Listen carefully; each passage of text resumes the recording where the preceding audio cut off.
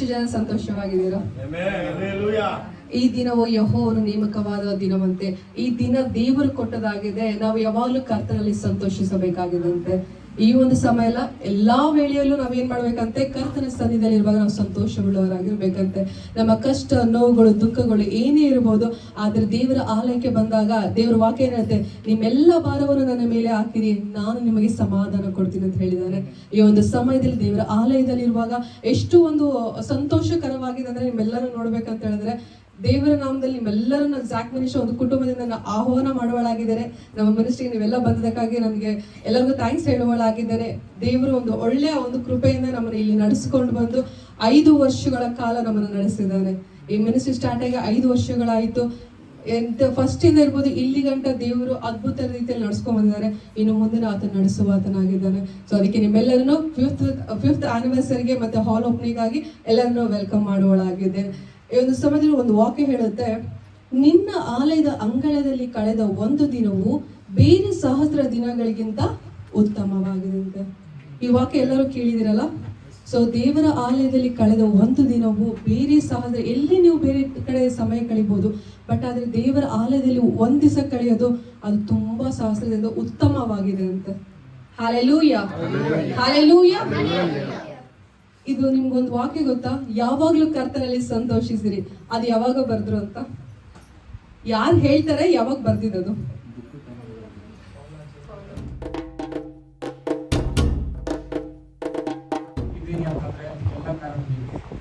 ನಾನು ಯಾಕೆ ನಿಮ್ಮನ್ನ ಎಲ್ಲ ಕರೆದಿದ್ದೀನಿ ಅಂದ್ರೆ, ನಾನು ಹೇಳಕ್ಕೆ ನಿಮ್ಮಿಂದ ನಾನು ನಿಂತಿದ್ದೀನಿ ಅಂತ ಹೇಳಿ. ನಿಜವಾಗ್ಲೂ ಹೇಳ್ಬೇಕಂತಂದ್ರೆ, ನಾನು ದೇವರ ಒಂದು ಕೃಪೆಯಿಂದ ಆಶೀರ್ವಾದವನ್ನು ಹೊಂದಿದ್ದೇನೆ. ಯಾಕೆ ಅಂತಂದ್ರೆ, ನಿಮ್ಮಂತವರನ್ನು ನಾನು ಕುಟುಂಬವಾಗಿ ಮಾಡಿರುವುದಕ್ಕಾಗಿ. ಹಾಲೆಲೂಯ. ಯಾಕೆಂದ್ರೆ ನಾವು ನೋಡ್ಕೊಳ್ಬಹುದು, ಅನೇಕ ಜನರು ಸೇವೆದಾರರು ಇರ್ಲಿ, ಯಾಕಂದ್ರೆ ನಾನು ಯೇಸುಸ್ವಾಮಿನ ನಂಬ್ತೀನಿ ಅಂದ್ರೆ ಫ್ಯಾಮಿಲಿಯಿಂದ ಅವ್ರಿಗೆ ತೊಂದರೆಗಳು ಬರ್ತದೆ. ದೇವರನ್ನ ನಂಬ್ತಾರೆ, ಅಷ್ಟು ನಂಬಬೇಡ್ರಿ ಅಂತ ಹೇಳ್ತಾರೆ, ಎಷ್ಟೊತ್ತರ ಇದೆ. ಬಟ್ ನನ್ನನ್ನ ಯೇಸುಸ್ವಾಮಿನ ನಂಬ್ತೀನಿ, ನನ್ನ ಸೇವೆಗೆ ಬರ್ತೀನಿ ಅಂತಂದ್ರೆ, ಇವಾಗವರೆಗೂ ಕೂಡ ಒಂದು ಕ್ವಶನ್ ಮಾಡಿಲ್ಲ. ನಮ್ಮ ಮಮ್ಮಿ ಇರ್ಬೋದು, ಡ್ಯಾಡಿ ಇರ್ಬೋದು, ಫ್ಯಾಮಿಲಿಯವ್ರು ಇರ್ಬೋದು, ನಮ್ಮ ಫ್ಯಾಮಿಲಿ ಯಾರೇ ಇರ್ಬೋದು, ಎಲ್ಲರೂ ಏನ್ ಮಾಡಿದ್ದಾರೆ, ನನಗೆ ಬೆನ್ನೆಲುಬಾಗಿ ನಿಂತಿದ್ದಾರೆ. ಇವತ್ತು ನಾನು ನಿಂತಿದ್ದೀನಿ ಅಂದ್ರೆ ಇರುವಂತ ಪ್ರತಿಯೊಬ್ಬರು ಕೂಡ ನಿಜವಾಗ್ಲೂ ನೀವೇ ಕಾರಣ ಆಗಿದ್ದೀರಾ. ಅದಕ್ಕೆ ನಿಮ್ಗೆ ಎಲ್ಲರಿಗೂ ಥ್ಯಾಂಕ್ಸ್ ಹೇಳೋದಕ್ಕೆ. ಮತ್ತೆ ಮುಖ್ಯವಾಗಿ ಈ ಮಿನಿಸ್ಟ್ರಿ ಹೇಗೆ ಸ್ಟಾರ್ಟ್ ಆಯ್ತು, ಏನಕ್ಕೆ ಸ್ಟಾರ್ಟ್ ಆಯ್ತು, ಏನಕ್ಕೆ ನಾನು ಸ್ಟಾರ್ಟ್ ಮಾಡಿದೆ ಮಿನಿಸ್ಟ್ರಿ. ನನಗೆ ಮಿನಿಸ್ಟ್ರಿ ಸ್ಟಾರ್ಟ್ ಮಾಡಬೇಕು, ಸೇವೆ ಮಾಡಬೇಕು, ಯಾವತ್ತೂ ನನಗೆ ಇಂಟೆನ್ಷನ್ ಇದ್ದೇ ಇದ್ದಿಲ್ಲ. ಆದ್ರೆ ದೇವರ ಆತ್ಮನು ನನ್ನ ಒಳಗಡೆ ಮಾಡಿರುವಂತ ಕಾರ್ಯದಿಂದ ನಾನು ಆ ಸೇವೆಗೆ ನಾನು ಇಲ್ಲ ಅಂತ ಹೇಳಕ್ಕಾಗ್ಲಿಲ್ಲ. ನನ್ನನ್ನು ನಾನು ಒಪ್ಪಿಸ್ಕೊಟ್ಬಿಟ್ಟೆ. ನಾನು ಹೇಳಿದೆ, ಆಗಲ್ಲ ದೇವ್ರೆ, ನನ್ನ ಕರಿಬೇಡ, ನನ್ನ ಮನೆಯಲ್ಲಿ ಫೈನಾನ್ಷಿಯಲಿ ಪ್ರಾಬ್ಲಮ್ ಇದೆ, ನನ್ನ ಬಿಟ್ಬಿಡು, ಬೇರೆ ಯಾರಿಗಾದ್ರೂ ಕರ್ಕೊಂಡು ನನ್ನ ಮಾತ್ರ ಬಿಟ್ಬಿಡು, ನಾನೇ ಸೇವೆ ಬರ್ಬೇಕು ಅಂತ ಹೇಳ್ತಾ ಇದ್ದೆ. ಸೊ ನಾನು ಸ್ಟಾರ್ಟ್ ಮಾಡ್ತೇನೆ. 2019 ಆಗಸ್ಟ್ ಅಲ್ಲಿ ನಾವು ಸೇವೆಯನ್ನು ನಾವು ಸ್ಟಾರ್ಟ್ ಮಾಡ್ತೇವೆ ಸುರೇಶ್ ರೂಮ್ ನಲ್ಲಿ. ಸೊ ಅವ್ರ ಮನೆಯಲ್ಲಿ ನಾನು ಸ್ಟಾರ್ಟ್ ಮಾಡ್ತೇನೆ. ಸೊ ಹೇಳ್ಬೇಕಂತಂದ್ರೆ ಅವ್ರು ನನ್ನ ಒಂದು ಚೈಲ್ಡ್ಹುಡ್ ಫ್ರೆಂಡ್. ನನಗೆ ಮುಂದೆ ಸೇವೆ ಮಾಡ್ಬೇಕಾ ಬೇಡವಾ, ಕೆಲಸ ಮಾಡ್ಬೇಕಾ, ಏನು ಅಂತ, ನನ್ನ ಜೀವನ ಏನು ಅಂತ ಆಗಿತ್ತು. ಅವಾಗ ನಾನು ಏನ್ ಮಾಡಿದೆ, ನಾನು ಪ್ರಾರ್ಥನೆ ಮಾಡ್ಲಿಕ್ಕೆ ಸ್ಟಾರ್ಟ್ ಮಾಡಿದೆ. ದೇವ್ರೆ, ನಿನ್ನನ್ನ ಹಿಡ್ಕೊಳ್ತೀನಿ, ಬೇರೆ ಏನ್ನ ನಾನು ಹಿಡ್ಕೊಳ್ಳಲ್ಲ, ನಿನ್ನ ಹಿಡ್ಕೊಳ್ತೇನೆ. ನಿನ್ನನ್ನ ಹಿಡ್ಕೊಂಡು ಹೋದವ್ರನ್ನ ನೀನೇನ್ ಮಾಡ್ತೇನೆ, ಕೈ ಬಿಡೋದಿಲ್ಲ, ನೀನು ಉದ್ಧಾರ ಮಾಡ್ತೇವೆ ಗೊತ್ತಾ. ಆ ಒಂದು ನಂಬಿಕೆಯಲ್ಲಿ ನಾನು ಇರುವಾಗ ನನ್ನ ದೇವ್ರು ನನ್ನ ಹತ್ರ ಮಾತಾಡ್ತಾರೆ. ನನ್ಗೆ ಏನಾಗುತ್ತೆ, ನನ್ಗೆ ಪದೇ ಪದೇ ದೇವರ ಅದು ವಾಕ್ಯವನ್ನ ಮಾತಾಡುವಾಗ ನನ್ಗೆ ಒಂದು ಡ್ರೀಮ್, ಒಂದು ಕನಸು ಬಿತ್ತು. ರಾತ್ರಿ ಮಲಗಿರುವಾಗ ನನ್ಗೆ ಏನಾಯ್ತು, ಒಂದು ಹದ್ದು ನನ್ನ ಡ್ರೀಮ್ ನಲ್ಲಿ ಬರ್ತದೆ. ಒಂದು ಹದ್ದು ನನ್ನ ಡ್ರೀಮ್ ನಲ್ಲಿ ಬರುವಾಗ ನಾನು ನೋಡಿದೆ, ಯಾಕೆ ನನ್ಗೆ ಡ್ರೀಮ್ ಬಂತು ಅಂತ. ಮತ್ತೆ ಅದೇ ಒಂದು ಕನಸಿನಲ್ಲಿ ಒಂದು ಹೆಸರುಗಳನ್ನ ನಾನು ನೋಡಿದೆ. ಜಕಾರಿಯಾ ಇರ್ಬೋದು, ಸಫಾನಿಯಾ ಇರ್ಬೋದು, ಜರುಬಾಬೆಲ್ ಇರ್ಬೋದು, ಎಲ್ಲ ಹೆಸರು ದೇವರು ತೋರಿಸ್ತಾರೆ. ನಾನು ಜಕಾರಿ ಅಂದ್ರೆ ಏನು ದೇವ್ರೆ ಅಂದಾಗ ನಾನು ಅದಕ್ಕೆ ಹೆಸರು ಮೀನಿಂಗ್ ಹುಡುಕ್ತದೆ. ಬೈಬಲ್ ನಲ್ಲಿ ಜಕಾರಿ ಅಂತ ಇದೆ. ಜಕಾರಿ ಅಂದ್ರೆ ಏನು ಅಂದ್ರೆ ದೇವ್ರು ಹೇಳ್ತಾರೆ, ನಾನು ನೆನಪು ಮಾಡ್ಕೊಳ್ತಾ ಇದ್ದೀನಿ ಅಂತ ಹೇಳ್ಬಿಟ್ಟು. ಸಫಾನಿ ಅಂದ್ರೆ ನಾನು ಕಾಪಾಡ್ತೀನಿ ಅಂತ ಹೇಳ್ಬಿಟ್ಟು. ಜರುಬಾಬೆಲ್ ಅಂದ್ರೆ ಏನು? ಜರುಬಾಬೆಲ್ ಅಂತ ಅಂದ್ರೆ ಅವನು ದಾಸತ್ವದಲ್ಲಿ ಇರ್ತಾನೆ ಬ್ಯಾಬಿಲೋನ್ ನಲ್ಲಿ. ಅವನ ದಾಸತ್ವದಲ್ಲಿ ದೇವರು ಆ ಮನುಷ್ಯನನ್ನು ಬಿಡುಗಡೆ ಮಾಡ್ತಾರೆ. ಆ ಮನುಷ್ಯನನ್ನು ಬಿಡುಗಡೆ ಮಾಡಿದ್ಮೇಲೆ ಅವ್ನು ಬಂದು ಯೆರೂಸಲೇಮ್ ನಲ್ಲಿ ಒಂದು ದೇವಾಲಯ ಕಟ್ತಾನೆ. ಅದೇ ದೇವಾಲಯದಲ್ಲಿ 600 ವರ್ಷ ಆದ್ಮೇಲೆ ಯೇಸುಸ್ವಾಮಿ ಹುಟ್ಟಿ ಬರ್ತಾರೆ.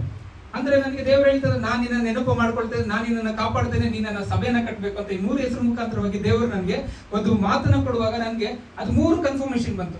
ನನ್ನ ಡ್ರೀಮ್ ನಲ್ಲಿ ನಾನು ನೋಡಿದೆ, ಒಂದು ಹದ್ದನ್ನ ನೋಡಿದೆ ಅಂತಲ್ಲ, ಅದನ್ನ ಒಳಗಡೆ ಬಂದಿರುವಂತ ಆ ಒಂದು ದೇವರು ಕೊಟ್ಟಿರುವಂತ ಆ ಒಂದು ದರ್ಶನ ನಾನು ಹಿಡ್ಕೊಂಡಿದ್ದೇನೆ. ದೇವರು ನನ್ಗೆ ಹೇಳ್ತಾ ಇದ್ದಾರೆ ಏನಂತ ಹೇಳ್ಬಿಟ್ಟು, ದೇವರು ನನ್ನನ್ನ ನೆನಪು ಮಾಡ್ಕೊಂಡಿದ್ದಾರೆ, ನನ್ನ ಸೇವೆಯನ್ನ ಬಿಡಬಾರ್ದು, ನಾನು ಮಾಡಿರುವಂತ ಪ್ರತಿಯೊಂದನ್ನ ದೇವರು ಮರ್ತೋಗಿಲ್ಲ. ಇಲ್ಲಿ ನಾನು ಅದಕ್ಕೆ ಅನ್ಕೊಂಡು ದೇವರು ನನ್ನ ನೆನಪು ಮಾಡ್ಕೊಂಡ್ರೆ ನಾನೀಗ ಸೇವೆ ಮಾಡಬೇಕು ಅಂತ ಹೇಳುವಾಗ ನಾನು ಹೇಳಿದೆ, ನನ್ನನ್ನ ದೇವರೇನ ನೆನಪು ಮಾಡ್ಕೊಂಡಿದ್ದಾರೋ ಆ ನೆನಪನ್ನ ನಾನು ಇಡೀ ಲೋಕದವರಿಗೆ ನಾನು ಹೇಳಬೇಕು. ದೇವರು ನಿಮ್ಮನ್ನ ಕೂಡ ನೆನಪು ಮಾಡ್ಕೊಳ್ತಾರೆ, ದೇವರು ನಿಮ್ಮನ್ನ ಕಾಪಾಡ್ತಾರೆ, ದೇವರು ನಿಮ್ಮ ಜೀವಿತದಲ್ಲಿ ಉನ್ನತವಾಗಿರುವಂತಹ ಉದ್ದೇಶಗಳನ್ನ ಇಟ್ಟಿದ್ದಾರೆ ಅಂತ ಹೇಳ್ಬಿಟ್ಟು ಈ ರೀತಿಯಲ್ಲಿ ನಮ್ಮ ಸೇವೆ 2019 ಆಗಸ್ಟ್ 1ನೇ ತಾರೀಕು ನಾವು ಸುರೇಶ್ ಮನೆಯಲ್ಲಿ ನಾವು ಒಂದು ಪ್ರಾರ್ಥನೆ ಮಾಡ್ತೇವೆ. ರಾತ್ರಿ ಎಲ್ಲ ನಾವು ಪ್ರಾರ್ಥನೆ ಮಾಡಿ ಅವತ್ತಿಂದ ನಾವು ಸ್ಟಾರ್ಟ್ ಮಾಡ್ತೇವೆ. 2019 ಅಂತ 2024ಕ್ಕೆ 5 ವರ್ಷಗಳು ದೇವರು ನಡೆಸ್ತಾರೆ. ಇದು ಹೇಗೆ ಸ್ಟಾರ್ಟ್ ಆಯ್ತು ಅಂದ್ರೆ ಈ ರೀತಿಯಲ್ಲಿ ಸ್ಟಾರ್ಟ್ ಆಗ್ತದೆ. ನಾನು ಹೇಳಿದ ಸೇವೆಗೆ ಬಂದ್ಬಿಟ್ಟಿದ್ದೇವೆ, ಏನ್ ಮಾಡ್ಲಿ ನಾನು ಏನ್ ಮಾಡ್ಲಿ? ಒಂದು ನನ್ನ ಹತ್ರ ಹಾಲ್ ಇಲ್ಲ, ಪ್ರೇಯರ್ ಹಾಲ್ ಇಲ್ಲ, ಒಂದು ನನ್ನ ಹತ್ರ ದುಡ್ಡು ಇಲ್ಲ. ಸೊ ನನ್ನ ಯಾರ ಕೆಳಗಡೆನೂ ಇಲ್ಲ, ನಾನು ಇದ್ದೀನಿ, ಹಿಂಗೆ ಇದ್ದೀನಿ, ಏನೋ ರೋಡಲ್ಲಿ ಬಿಟ್ಟಂಗೆ ಇದ್ದೀನಿ. ನಾನು ಮನೆ ಇದೆ, ಅಪ್ಪ ಅಮ್ಮ ಇದ್ದಾರೆ, ಫ್ಯಾಮಿಲಿ ಇದ್ದಾರೆ, ಆದ್ರೆ ಸೇವೆಯಲ್ಲಿ ಎಲ್ಲೋ ಇದ್ದೀನಿ, ನಾನು ಯಾರೂ ಇಲ್ಲ ಸಪೋರ್ಟ್ ಮಾಡಕ್ಕೆ. ನಾನು ಏನ್ ಮಾಡ್ಲಿ ಅಂತ ಕೇಳ್ತಾ ಇರುವಾಗ ದೇವರು ನನ್ನ ಒಳಗಡೆ ಒಂದು ಏನು ಆತ್ಮದ ಭಾರವನ್ನು ಕೊಟ್ಟರು. ನಾನು ಸಣ್ಣದಾಗಿ ಡಿವೋಷನ್ ಮಾಡಿ ಸೆಂಡ್ ಮಾಡ್ಲಿಕ್ಕೆ ಸ್ಟಾರ್ಟ್ ಮಾಡಿದೆ. ಅವತ್ತಿಂದ ಹಿಡಿದು ಏನಾಯ್ತು, ಹತ್ರ ಒಂದು 500 ಡಿವೋಷನ್ಗಳನ್ನ ಬೇರೆ ಬೇರೆ ರೀತಿಯಾಗಿ ನಾನು ಎಲ್ಲರಿಗೂ ಸೆಂಡ್ ಮಾಡಕ್ಕೆ ಸ್ಟಾರ್ಟ್ ಮಾಡಿದೆ. ಎಲ್ಲರ ಕಡೆಯಿಂದ ರೆಸ್ಪಾನ್ಸ್ ಬರಕ್ಕೆ ಸ್ಟಾರ್ಟ್ ಆಯ್ತು. ನನ್ಗೆ ಹೇಗೆ ಡಿವೋಷನ್ ಬರ್ತದೆ, ನಾನು ಕೂತ್ಕೊಂಡು ಪ್ರಾರ್ಥನೆ ಮಾಡೋ ಆಲೋಚನೆ ಮಾಡೋದು, ದೇವರು ಒಂದು ಮಾತನ್ನ ಕೊಡ್ತಾರೆ.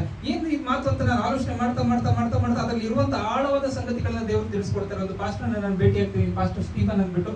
ಅವ್ರನ್ನ ಮೀಟದಾಗ ಅವ್ರು ನನ್ಗೆ ಒಂದೇ ಹೇಳಿದ್ರು, ದೇವರು ನೀನು ಒಳಗಡೆ ಒಂದು ಯಾವ ತರ ಒಂದು ಗಿಫ್ಟ್ ಇಟ್ಟಿದ್ದಾರೆ ಅಂದ್ರೆ ಒಂದು ಕಲಿಸುವಿಕೆ, ಒಂದು ಟೀಚಿಂಗ್ ಗಿಫ್ಟ್ ಇಟ್ಟಿದ್ದಾರೆ. ದೇವರ ಆಳವಾದ ರಾಶಿಗಳು ನಿನಗೆ ಗೊತ್ತಾಗ್ತದೆ, ದೇವರ ಆತ್ಮ ನಿನ್ನ ಹತ್ರ ಮಾತಾಡ್ತಾರೆ ಅಂತ ಹೇಳಿದಾಗ ಹೌದಲ್ವಾ, ಅದು ಕರೆಕ್ಟ್ ಎಕ್ಸಾಕ್ಟ್ ಹಾಗೆ ಇದೆ ಅಂತ ಹೇಳ್ಬಿಟ್ಟು ನಾನು ಏನ್ ಮಾಡಿದೆ, ಎಲ್ಲರಿಗೂ ನನ್ಗೆ ಏನೇನು ಗೊತ್ತಾಯ್ತು ಆ ವಾಕ್ಯಗಳನ್ನೆಲ್ಲ ಎಲ್ಲರಿಗೂ ಕಳ್ಸಕ್ ಸ್ಟಾರ್ಟ್ ಮಾಡಿದೆ. ಒಂದು ಪ್ರೊಸೀಜರ್ ಮಾಡ್ಕೊಂಡು ಡೈಲಿ ಅವ್ರಿಗೆ ವಾಕ್ಯಗಳನ್ನ ಕಳಿಸಿ ಅನೇಕ ಜನರು ಏನ್ ಮಾಡಿದ್ರು, ಒಂದು ನಮ್ಮ ಒಂದು ಏನಂತ ಹೇಳ್ಬೋದು, ನಮ್ಮ ಒಂದು ನಂಬರ್ಗೆ ಸಬ್ಸ್ಕ್ರೈಬ್ ಮಾಡ್ಕೊಳ್ಳೋದು ಎಲ್ಲದಕ್ಕೂ ಅವ್ರು ಬಂದ್ರು. ಎಲ್ಲ ಈಗಲೂ ಕೂಡ ಅನೇಕ ಜನರು ಇದ್ದಾರೆ, ನಮ್ಮ ಯೂಟ್ಯೂಬ್ ಇರ್ಬೋದು, ಫೇಸ್ಬುಕ್ ಇರ್ಬೋದು, ಕಾಂಟ್ಯಾಕ್ಟ್ ಅಲ್ಲಿ ಇದ್ದಾರೆ. ಅನೇಕ ಜನರು ಕೇಳ್ತಾರೆ ನಿಮ್ ಚರ್ಚಿಲ್ ಇದೆ ಅಂತ.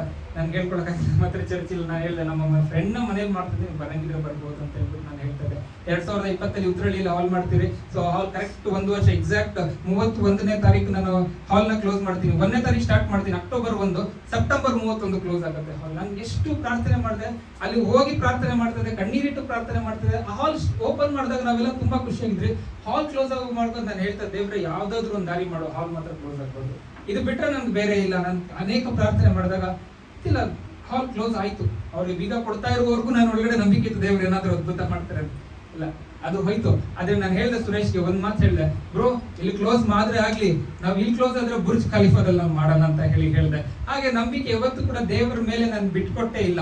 ಸೊ ಹಾಗಾಗಿ ಅದಾದ್ಮೇಲೆ ನಾನು ಅನ್ಕೊಂಡೆ, ಇನ್ನೊಂದು ಹಾಲ್ ನೋಡೋಣ, ಬೇರೆ ಹಾಲ್ ನೋಡೋಣ, ಫೈನಾನ್ಷಿಯಲಿ ನಾವು ಮಾಡ್ಕೊಳ್ಳೋಣ, ನೋಡೋಣ ಅಂತ ನೋಡ್ದೆ. ಯಾವಾಗೂ ಎಲ್ಲಾ ಕಡೆಯಿಂದ ನಾನು ನೋಡ್ಕೊಂಡು ಬಂದೆ, ಎಲ್ಲೂ ಹಾಲ್ ಸಿಗ್ಲಿಲ್ಲ. ಮಾತಿದ್ರೆ 25,000 30,000 ಏನಕ್ಕೆ ಪ್ರೇಯರ್ ಕೊಡಲ್ಲ. ಸೊ ಈ ತರ ಹೇಳ್ತಾ ಇದ್ರು. ಇಲ್ಲೊಂದ್ ಕಡೆ ನೋಡಿದೆ ನಾನು. ಸೊ ಬಂದಿದ್ದ ಈ ರೀತಿಯಲ್ಲಿ ದೇವರು ಕೃಪೆ ಮಾಡಿದಿಲ್ಲ. ನೀವು ಕೂತ್ಕೊಂಡಿದ್ದೀರ ಅಂದ್ರೆ ಒಂದು ಝ್ಯಾಕ್ ಮಿನಿಸ್ಟ್ರಿ ಅಂತ ಹೇಳಿದ್ರೆ ಇದೆಲ್ಲ ಕೂಡ ನಮ್ಮ ಫ್ಯಾಮಿಲಿ. ಅಂಡ್ ಮುಖ್ಯವಾಗಿ ನಾನು ಪ್ರತಿಯೊಬ್ಬರ ಬಗ್ಗೆ ಹೇಳ್ಬೇಕಂತಂದ್ರೆ ಎಲ್ಲರೂ ಕೂಡ ಅಜ್ಜಿಯಿಂದ ಹಿಡಿದು ಪ್ರತಿಯೊಬ್ರು ಕೂಡ ನನ್ನ ಫ್ಯಾಮಿಲಿಯಲ್ಲಿ ಇವಾಗವರೆಗೂ ಕೂಡ ಯಾರು ಬಂದು ಯಾಕೆ ಸೇವೆ ಬಂದೆ ಅಂತ ಹೇಳಿಲ್ಲ, ಸೇವೆ ಮಾಡ್ತಾ ಅಂತ ಅವ್ರು ಖುಷಿ ಪಡ್ತಾ ಇದ್ದಾರೆ. ಯಾಕೆ ಅಂತಂದ್ರೆ ದೇವರ ವಾಕ್ಯ ಹೇಳ್ತಾ ಇದೆ, ಯಾವ ಪ್ರವಾದಿಗಾದರೂ ತನ್ನ ಸ್ವಂತ ಮನೆಯಲ್ಲಿ ಮರ್ಯಾದೆ ಇಲ್ಲ.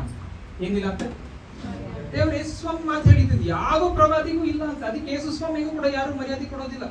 ಯೇಸುಸ್ವಾಮಿ ಬಂದು ಅದ್ಭುತಗಳನ್ನ ಮಾಡಿದೆ, ನೀನ್ ಗೊತ್ತು, ನೀನ್ ಯಾರು, ನೀನು ಯೋಸೇಫನ ಮಗ ತಾನೆ ನೀನು ಅಂತ ಹೇಳಿ ಅವ್ರನ್ನ ಗುರುತು ಹಿಡಿದ್ರಂತೆ. ಯೇಸುಸ್ವಾಮಿ ಹೇಳ್ತಾರೆ, ಅಭಿಷೇಕ ನನ್ನ ಮೇಲೆ ಇದೆ, ನಾನೇ ಮೆಸ್ಸಿಯನು ಅಂತ. ನೀನ್ ಮೆಸ್ಸಿಯ ಅಲ್ಲ ಅಂತ ಯೇಸುಸ್ವಾಮಿ ಹಿಡ್ಕೊಂಡು ಏನ್ ಮಾಡ್ತಾರಂತೆ, ಗುಡ್ಡದಿಂದ ನುಕ್ಕಂತ ಬರ್ತಾರೆ. ಅವಾಗ ಯೇಸುಸ್ವಾಮಿ ಬೇಜಾರಾಗಿ ಅಲ್ಲಿಂದ ಹೋಗ್ಬಿಡ್ತಾರೆ, ಹೌದಲ್ವಾ? ಸೊ ಅದಕ್ಕೆ ಏನಂತ ಹೇಳಿ ಬಂದೆ ಅಂತಂದ್ರೆ, ಆ ರೀತಿಯ ಪರಿಸ್ಥಿತಿ ನನಗೆ ಬಂದಿಲ್ಲ.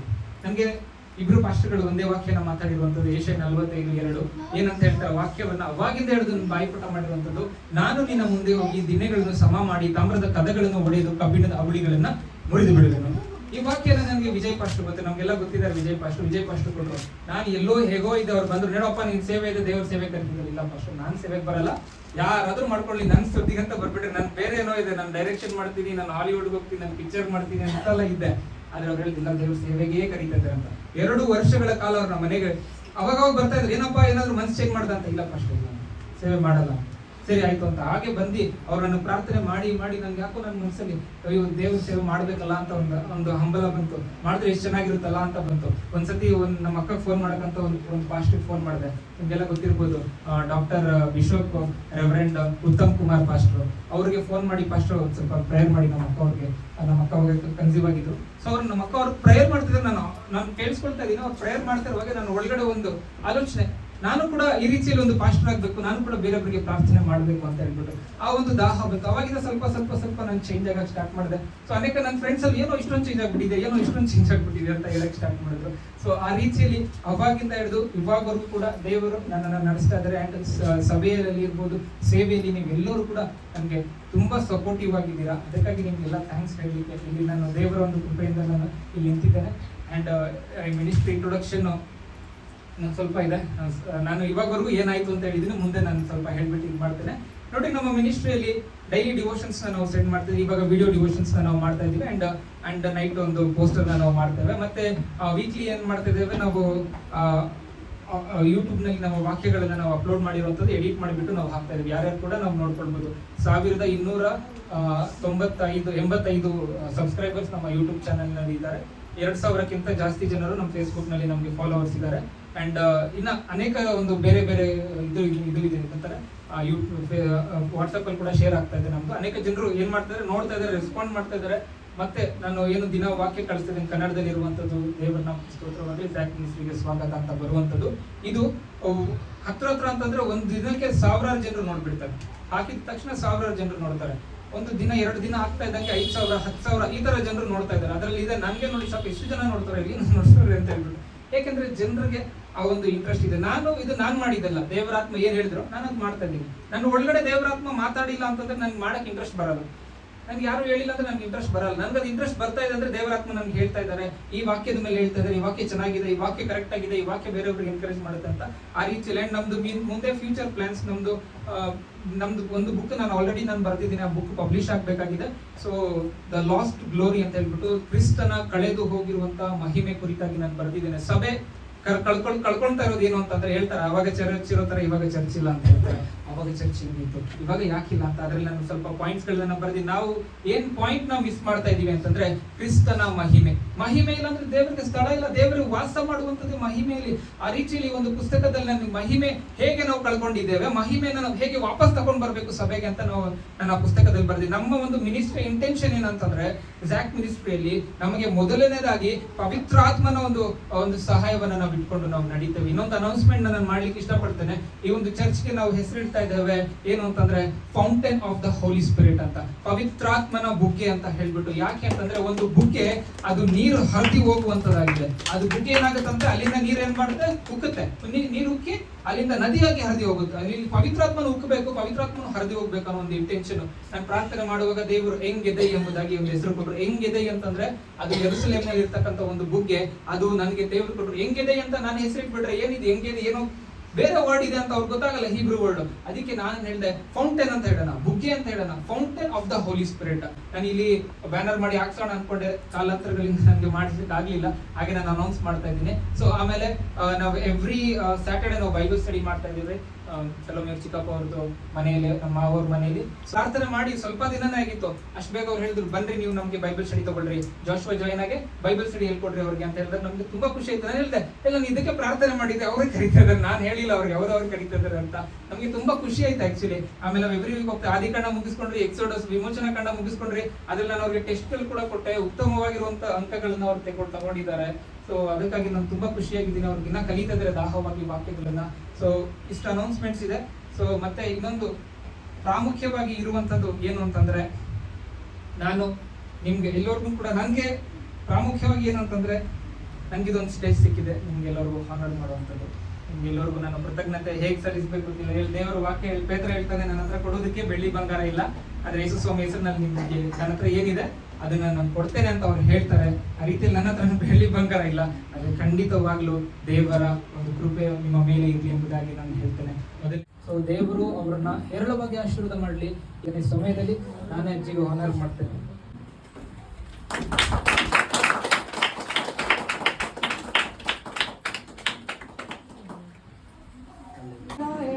ಮಾಡಿದ್ದೆವು ನಾವು, ಅದು ದೇವ್ರು ಮಾಡಿದ್ದು, ನಾವು ಮಾಡಿಲ್ಲ, ದೇವ್ರು ಮಾಡಿಸಿದ್ದು. ಪಾಸ್ಟರ್ ಆಗ್ಬೇಕಂತ ಆಸೆ ಪಟ್ಟಿದ್ದೆ, ಆಗಿಲ್ಲ. ಆದರೆ ಹನ್ನೊಂದು ಪಾಸ್ಟರ್ ಆದರೆ ತುಂಬ ಆಸೆ ಇರ್ತೈತಲ್ಲ, ತುಂಬ ಜನ ನೋಡ್ಕೊತಾನೆ, ತುಂಬ ಚೆನ್ನಾಗಿರ್ತಾನೆ ಅನ್ನೋ ಆಸೆ ಇತ್ತು. ನಾನು ಯಾವಾಗಲೂ ಪ್ರೇಯರ್ ಮಾಡ್ತಾ ಇದ್ದೆ ಅನ್ನೋಕ್ಕೋಸ್ಕರ. ಅನ್ನೋಕ ನೀನು ಏನಾಗ್ತಿ ಅಂದ್ರೆ ಗೊತ್ತಿಲ್ಲ ಆಂಟಿ ಅಂತ ಇದ್ದ. ಅವಾಗ ನಾನಂದೆ, ಅನ್ನೋಕ ಪಾಸ್ಟರ್ ಆಗ್ಬೇಕಂತ ನಾನು ತುಂಬ ಆಸೆ ಪಟ್ಟಿದ್ದು ನೆರವೇರಾಗಿದೆ. ಎಷ್ಟೊಂದು ಸಾರಿ ಪ್ರೇಯರ್ ಮಾಡಿಬಿಟ್ಟು ನಾನು ದೇವರಿಗೆ ಸ್ತೋತ್ರ ಹೇಳಿದ್ದೀನಿ. ದೇವರೇ ಇಂಥ ಯೌವನಸ್ಥರು ನಿನಗೋಸ್ಕರ ಪ್ರಾರ್ಥನೆ ಮಾಡ್ತಾ ಇದ್ದಾರೆ. ಇಬ್ಬರನ್ನ ಕೂರಿಸಿದ್ಯಾ, 3 ಜನನ ಕೂರಿಸಿದ್ಯಾ, ಸುರೇಶು, ಹನ್ನಕು, ಸಲಾಮಿ ಎಲ್ಲರೂ ಮಾಡ್ತಾ ಇದ್ದಾರೆ. ಒಬ್ಬೊಬ್ಬರಿಗೆ ದೇವರು ಎಷ್ಟೊಂದು ಕಾಸು ಕೊಟ್ಟಿರ್ತಾರೆ, ಮೇಲೆ ಬಸ್ದೆ ಗೊತ್ತಿಲ್ಲ. ಹೇಗಾದ್ರೂ ಮಾಡಿ ಅವ್ನು ಒಳ್ಳೆ ಪಾಸ್ಟರ್ ಆಗಬೇಕು ಅಂತಂತ ನಾನು ಆಸೆ ಪಟ್ಟಿದ್ದೆ. ಆದರೆ ಪಾಸ್ಟರ್ ಆಗಿ ಎಲ್ಲರಿಗೆ ನಮಗೆ ನಮ್ಮ ಮನೇಲಿ ಪ್ರೇಯರ್ ಮಾಡಿಬಿಟ್ಟು ನಮ್ಮ ರಿಲೇಷನ್ ಯಾರು ಪಾಸ್ಟರ್ ಇದ್ದಾರೆ ಅಂತ ಕೇಳೋಕೆ ರೆಡಿ ಆಗಿದ್ರೆ ಹನ್ನೋಕ್ ಪಾಸ್ಟರ್ ನಮ್ಮ ಮನೇಲಿ ಇದ್ದಾರೆ ಅಂತ ಎಷ್ಟೊಂದು ಜನಕ್ಕೆ ನಾನು ಹೇಳ್ತಾ ಇದ್ದೆ. ಇವತ್ತಿನ ದಿನದಲ್ಲಿ ಎಲ್ಲ ಮಕ್ಕಳಿಗೆ ಇಂಜಿನಿಯರ್ ಆಗಬೇಕು, ಡಾಕ್ಟರ್ ಆಗಬೇಕು, ನಾನು ಅಷ್ಟು ಸಂಪಾದನೆ ಮಾಡಬೇಕು, ನಾನು ಇಷ್ಟು ಸಂಪಾದನೆ ಮಾಡಬೇಕು, ಅದು ತೆಗಿಬೇಕು, ಇದು ತೆಗಿಬೇಕು, ಸೈಟ್ ತೆಗಿಬೇಕು ಅಂತಂದರೆ. ಆದರೆ ಹನ್ನೋಕ ಯಾವತ್ತೂ ಆಸೆ ಪಟ್ಟಿಲ್ಲ. ಇವತ್ತು ದೇವರು ಅವರಿಗೆ ಆಸ್ಕೊಂಡಿದ್ದಾನಂದ್ರೆ ಪರಲೋಕ ರಾಜ್ಯದಲ್ಲಿ ಅವ್ರಿಗೆ ಏನು ಕೊಟ್ಟಿದ್ದಾರೆ, ಸ್ಥಾನ ಕೊಟ್ಟಿದ್ದಾರೆ. ಅದು ನೋಡಿಬಿಟ್ಟು ನನಗೆ ತುಂಬ ಖುಷಿಯಾಗಿದೆ.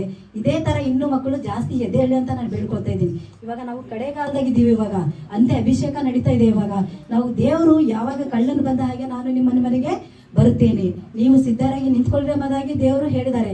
ಆದರೆ ನಾವು ಇನ್ನೂ ನಿಂತಿಲ್ಲ.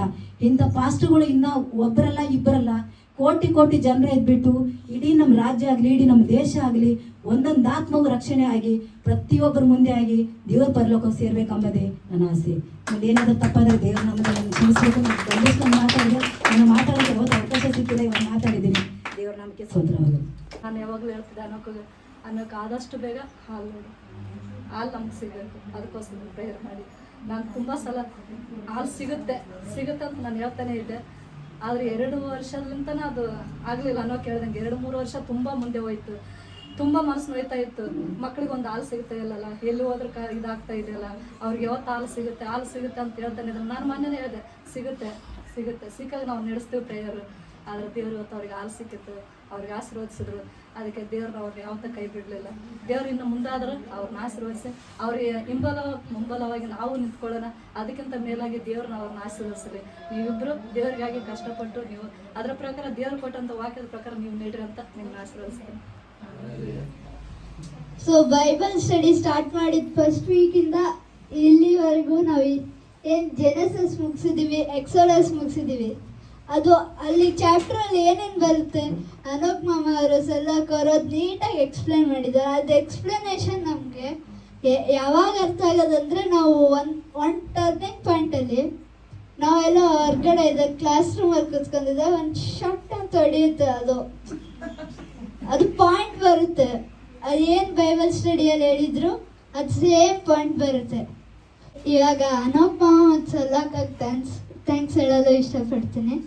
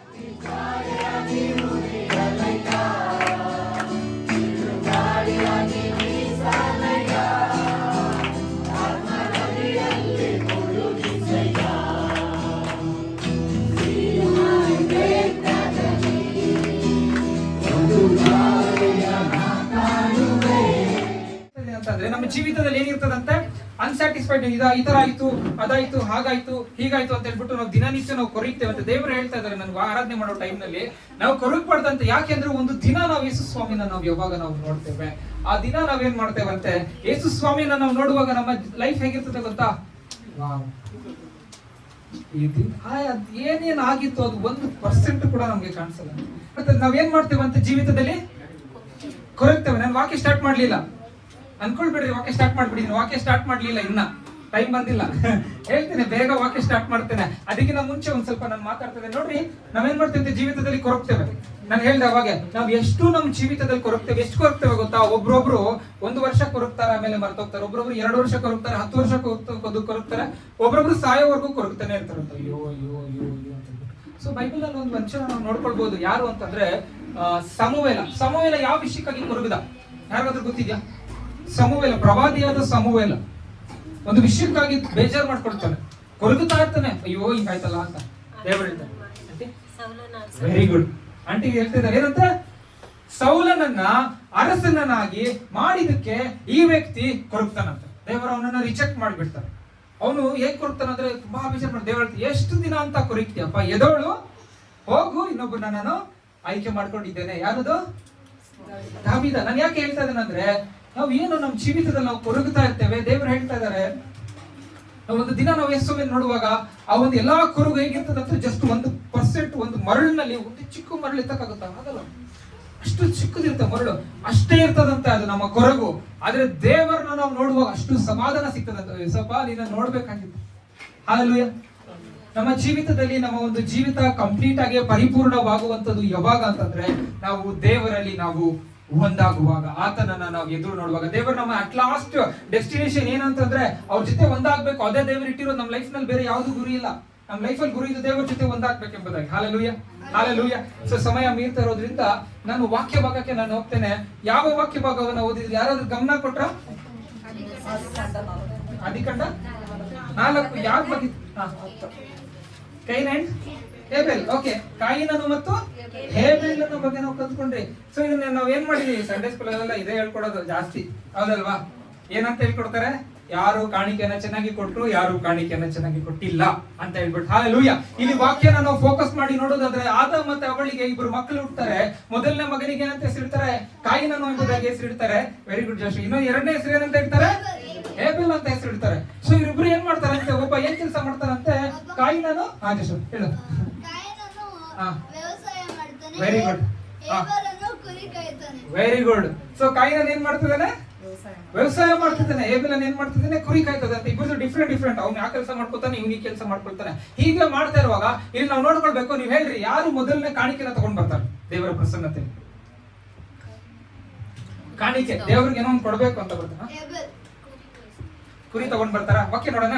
ಅನಂತರದಲ್ಲಿ ಕಾಯಿನನು ಹೊಲದ ಬೆಳೆಯಲ್ಲಿ ಕೆಲವನ್ನು ತಂದು ಯೆಹೋವನಿಗೆ ಕಾಣಿಕೆಯಾಗಿ ಸಮರ್ಪಿಸಿದನು. ಬೈಬಲ್ ನಲ್ಲಿ ಮೊದಲನೇದಾಗಿ ಕಾಣಿಕೆ ಯಾರು ಕೊಡ್ತಾ ಇದ್ದಾರೆ? ಯಾರು ಕೊಡ್ತಾ ಇದ್ದಾರೆ? ಕಾಯಿನನು ಮೊದಲನೇದಾಗಿ. ಹೇಬೆಲ್ ಕೊಟ್ನಾ? ಕಾಯಿನನ್ ಕೊಡ್ತಾ ಇರೋದು. ಇವಾಗ ನಾವು ಕೇಳ್ಬೇಕು, ಯಾರಪ್ಪ ಕಾಣಿಕೆ ಫೌಂಡರ್ ಅಂತಂದ್ರೆ ಏನಂತೀರ? ಯಾರು ಫಸ್ಟ್ ಸ್ಟಾರ್ಟ್ ಮಾಡಿದ್ ಕಾಣಿಕೆ ಕೊಡಕ್ಕೆ? ದೇವರೆಲ್ಲಾದ್ರೂ ಕೇಳಿದ್ರ ಕಾಣಿಕೆ ಕೊಡ್ರಿ ಅಂತ ಸ್ಟಾರ್ಟ್ ಮಾಡಿದ್ಯಾರ? ಹೆಂಗೆ ಗೊತ್ತಾಯ್ತು ವ್ಯಕ್ತಿಗೆ ಕಾಣಿಕೆ ಕೊಡ್ಬೇಕು ದೇವರಿಗೆ ಅಂತ ಹೇಳಿ? ಆದ್ರೆ ಪಾಪ ಅವನು ರಿಜೆಕ್ಟ್ ಆಗುತ್ತೆ. ಅವನದೇನಾಯ್ತು?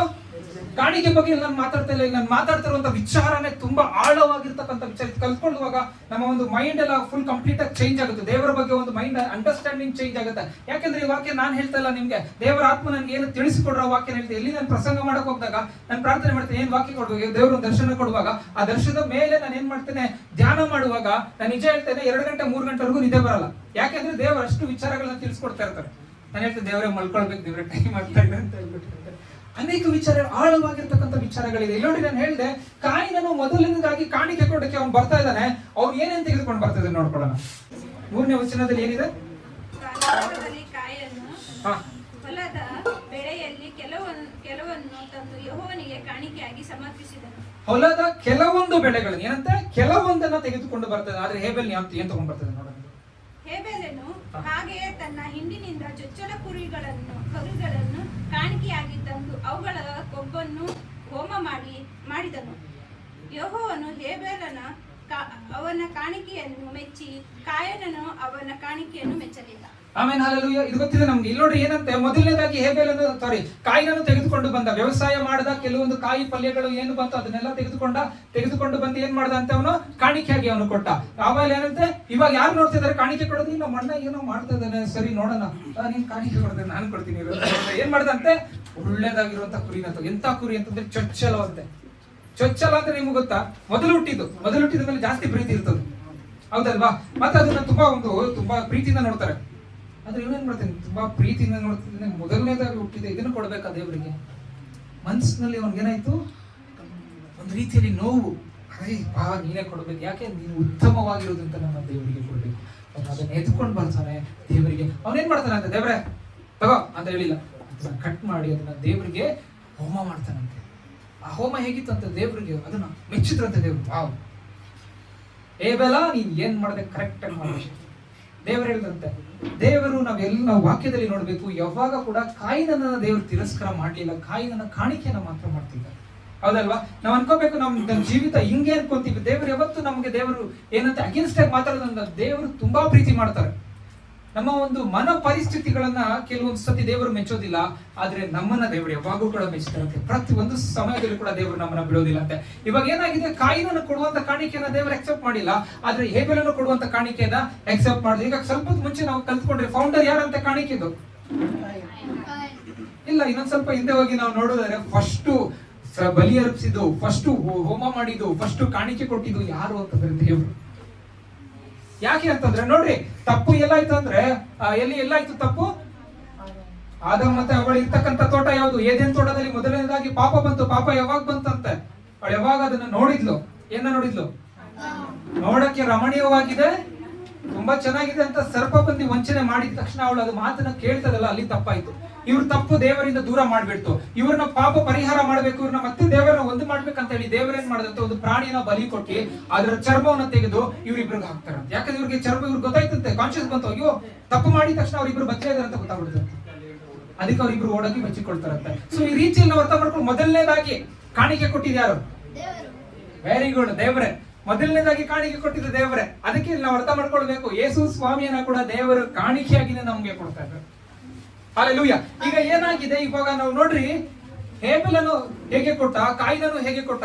ಕಾಯಿನನು ಕೊಡುವಾಗ ಹೇಗಿತ್ತು ಅಂತಂದ್ರೆ ಅವನ ಮನ ಪರಿಸ್ಥಿತಿ ಏನಾಗಿತ್ತು ಅಂತ ಹೇಳುವಾಗ ಅವ್ನು ಮಿಕ್ಕಿದ್ರಲ್ಲಿ ಕೊಡ್ಬೇಕಲ್ಲ ಅಂತ ತಗೊಂಡು ಮನೆಗೆ ಕೊಡ್ತಾ ಇದ್ದಾನೆ. ಆದ್ರೆ ಹೇಬೆಲ್ ಹೇಗೆ ಕೊಡ್ತಾ ಇದ್ದಾನೆ ಅಂತಂದ್ರೆ ಅವ್ನು ನೋಡಿದಾನೆ, ಅವ್ನಿಗೆ ಅರ್ಥ ಆಗಿದೆ, ದೇವರು ನನ್ನ ತಂದೆ ತಾಯಿಗೆ ಏನ್ ಮಾಡಿದ್ರು ಅದನ್ನ ನಾನು ದೇವರಿಗೆ ಮಾಡ್ತಾನೆ. ಹಲ್ಲೆಲೂಯಾ. ಅವ್ನು ಬಂದು ಏನ್ ಮಾಡ್ತಾನೆ, ಯಜ್ಞ ಹೋಮಗಳನ್ನ ಅರ್ಪಿಸಿದ. ದೇವರು ಅದನ್ನ ಓಕೆ, ಕರೆಕ್ಟ್, ಪರ್ಫೆಕ್ಟ್ ಆಗಿದೆ ಅಂತ ಹೇಳ್ಬಿಟ್ಟು ಸ್ವೀಕಾರ ಮಾಡಿದ್ರು. ಈ ಸಮಯದಲ್ಲಿ ನಾವು ಅರ್ಥ ಮಾಡ್ಕೊಳ್ಬೇಕು, ನಮ್ಮ ಮನ ಪರಿಸ್ಥಿತಿಗಳ ಕುರಿತಾಗಿ ದೇವರು ಮಾತಾಡ್ತಾ ಇದ್ದಾರೆ ಅಂತ. ಏನ ಕುರಿತಾಗಿ?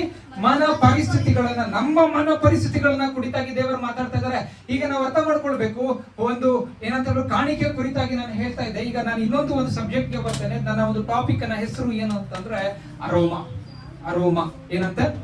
ಅರೋಮ ಅಂತ. ಅರೋಮ ಅಂತ ಇದ್ರೆ ಏನು ಅಂತಂದ್ರೆ ಒಂದು ದೇವರ ಪ್ರಸನ್ನತೆಯಲ್ಲಿ ಆ ಒಂದು ಏನಂತ ಹೇಳ್ಬೋದು, ಒಂದು ಧೂಪ ಹಂಗೇ ಮೇಲೆ ಹೋಗುವಂಥದ್ದು. ಏನಂತ? ಧೂಪ ಮೇಲೆ ಹೋಗುವುದು. ಹಲ್ಲೆಲೂಯಾ. ಇವಾಗ ನಾನು ಮೈನ್ ಪಾಯಿಂಟ್ ಬರ್ತೀನಿ. ಇಷ್ಟೊತ್ತು ನಾನು ಇಂಟ್ರೊಡಕ್ಷನ್ ನಾನು ಮಾತಾಡ್ತಾ ಇದ್ದೇನೆ. ಸೊ ನಾವು ಕೇಳಿಸ್ಕೊಳ್ಳೋಣ. ನೋಡ್ರಿ, ಏನಂತ ಹೇಳ್ಬಿಟ್ಟು ಅಂತಂದ್ರೆ ಒಂದು ಧೂಪ ಕುರಿತಾಗಿ ನಾವು ಕಲಿತಾ ಇದ್ದೇವೆ. ಯಾವ್ದ್ರ ಕುರಿತಾಗಿ ನಾವು ಕಲಿತಾ ಇದ್ದೇವೆ?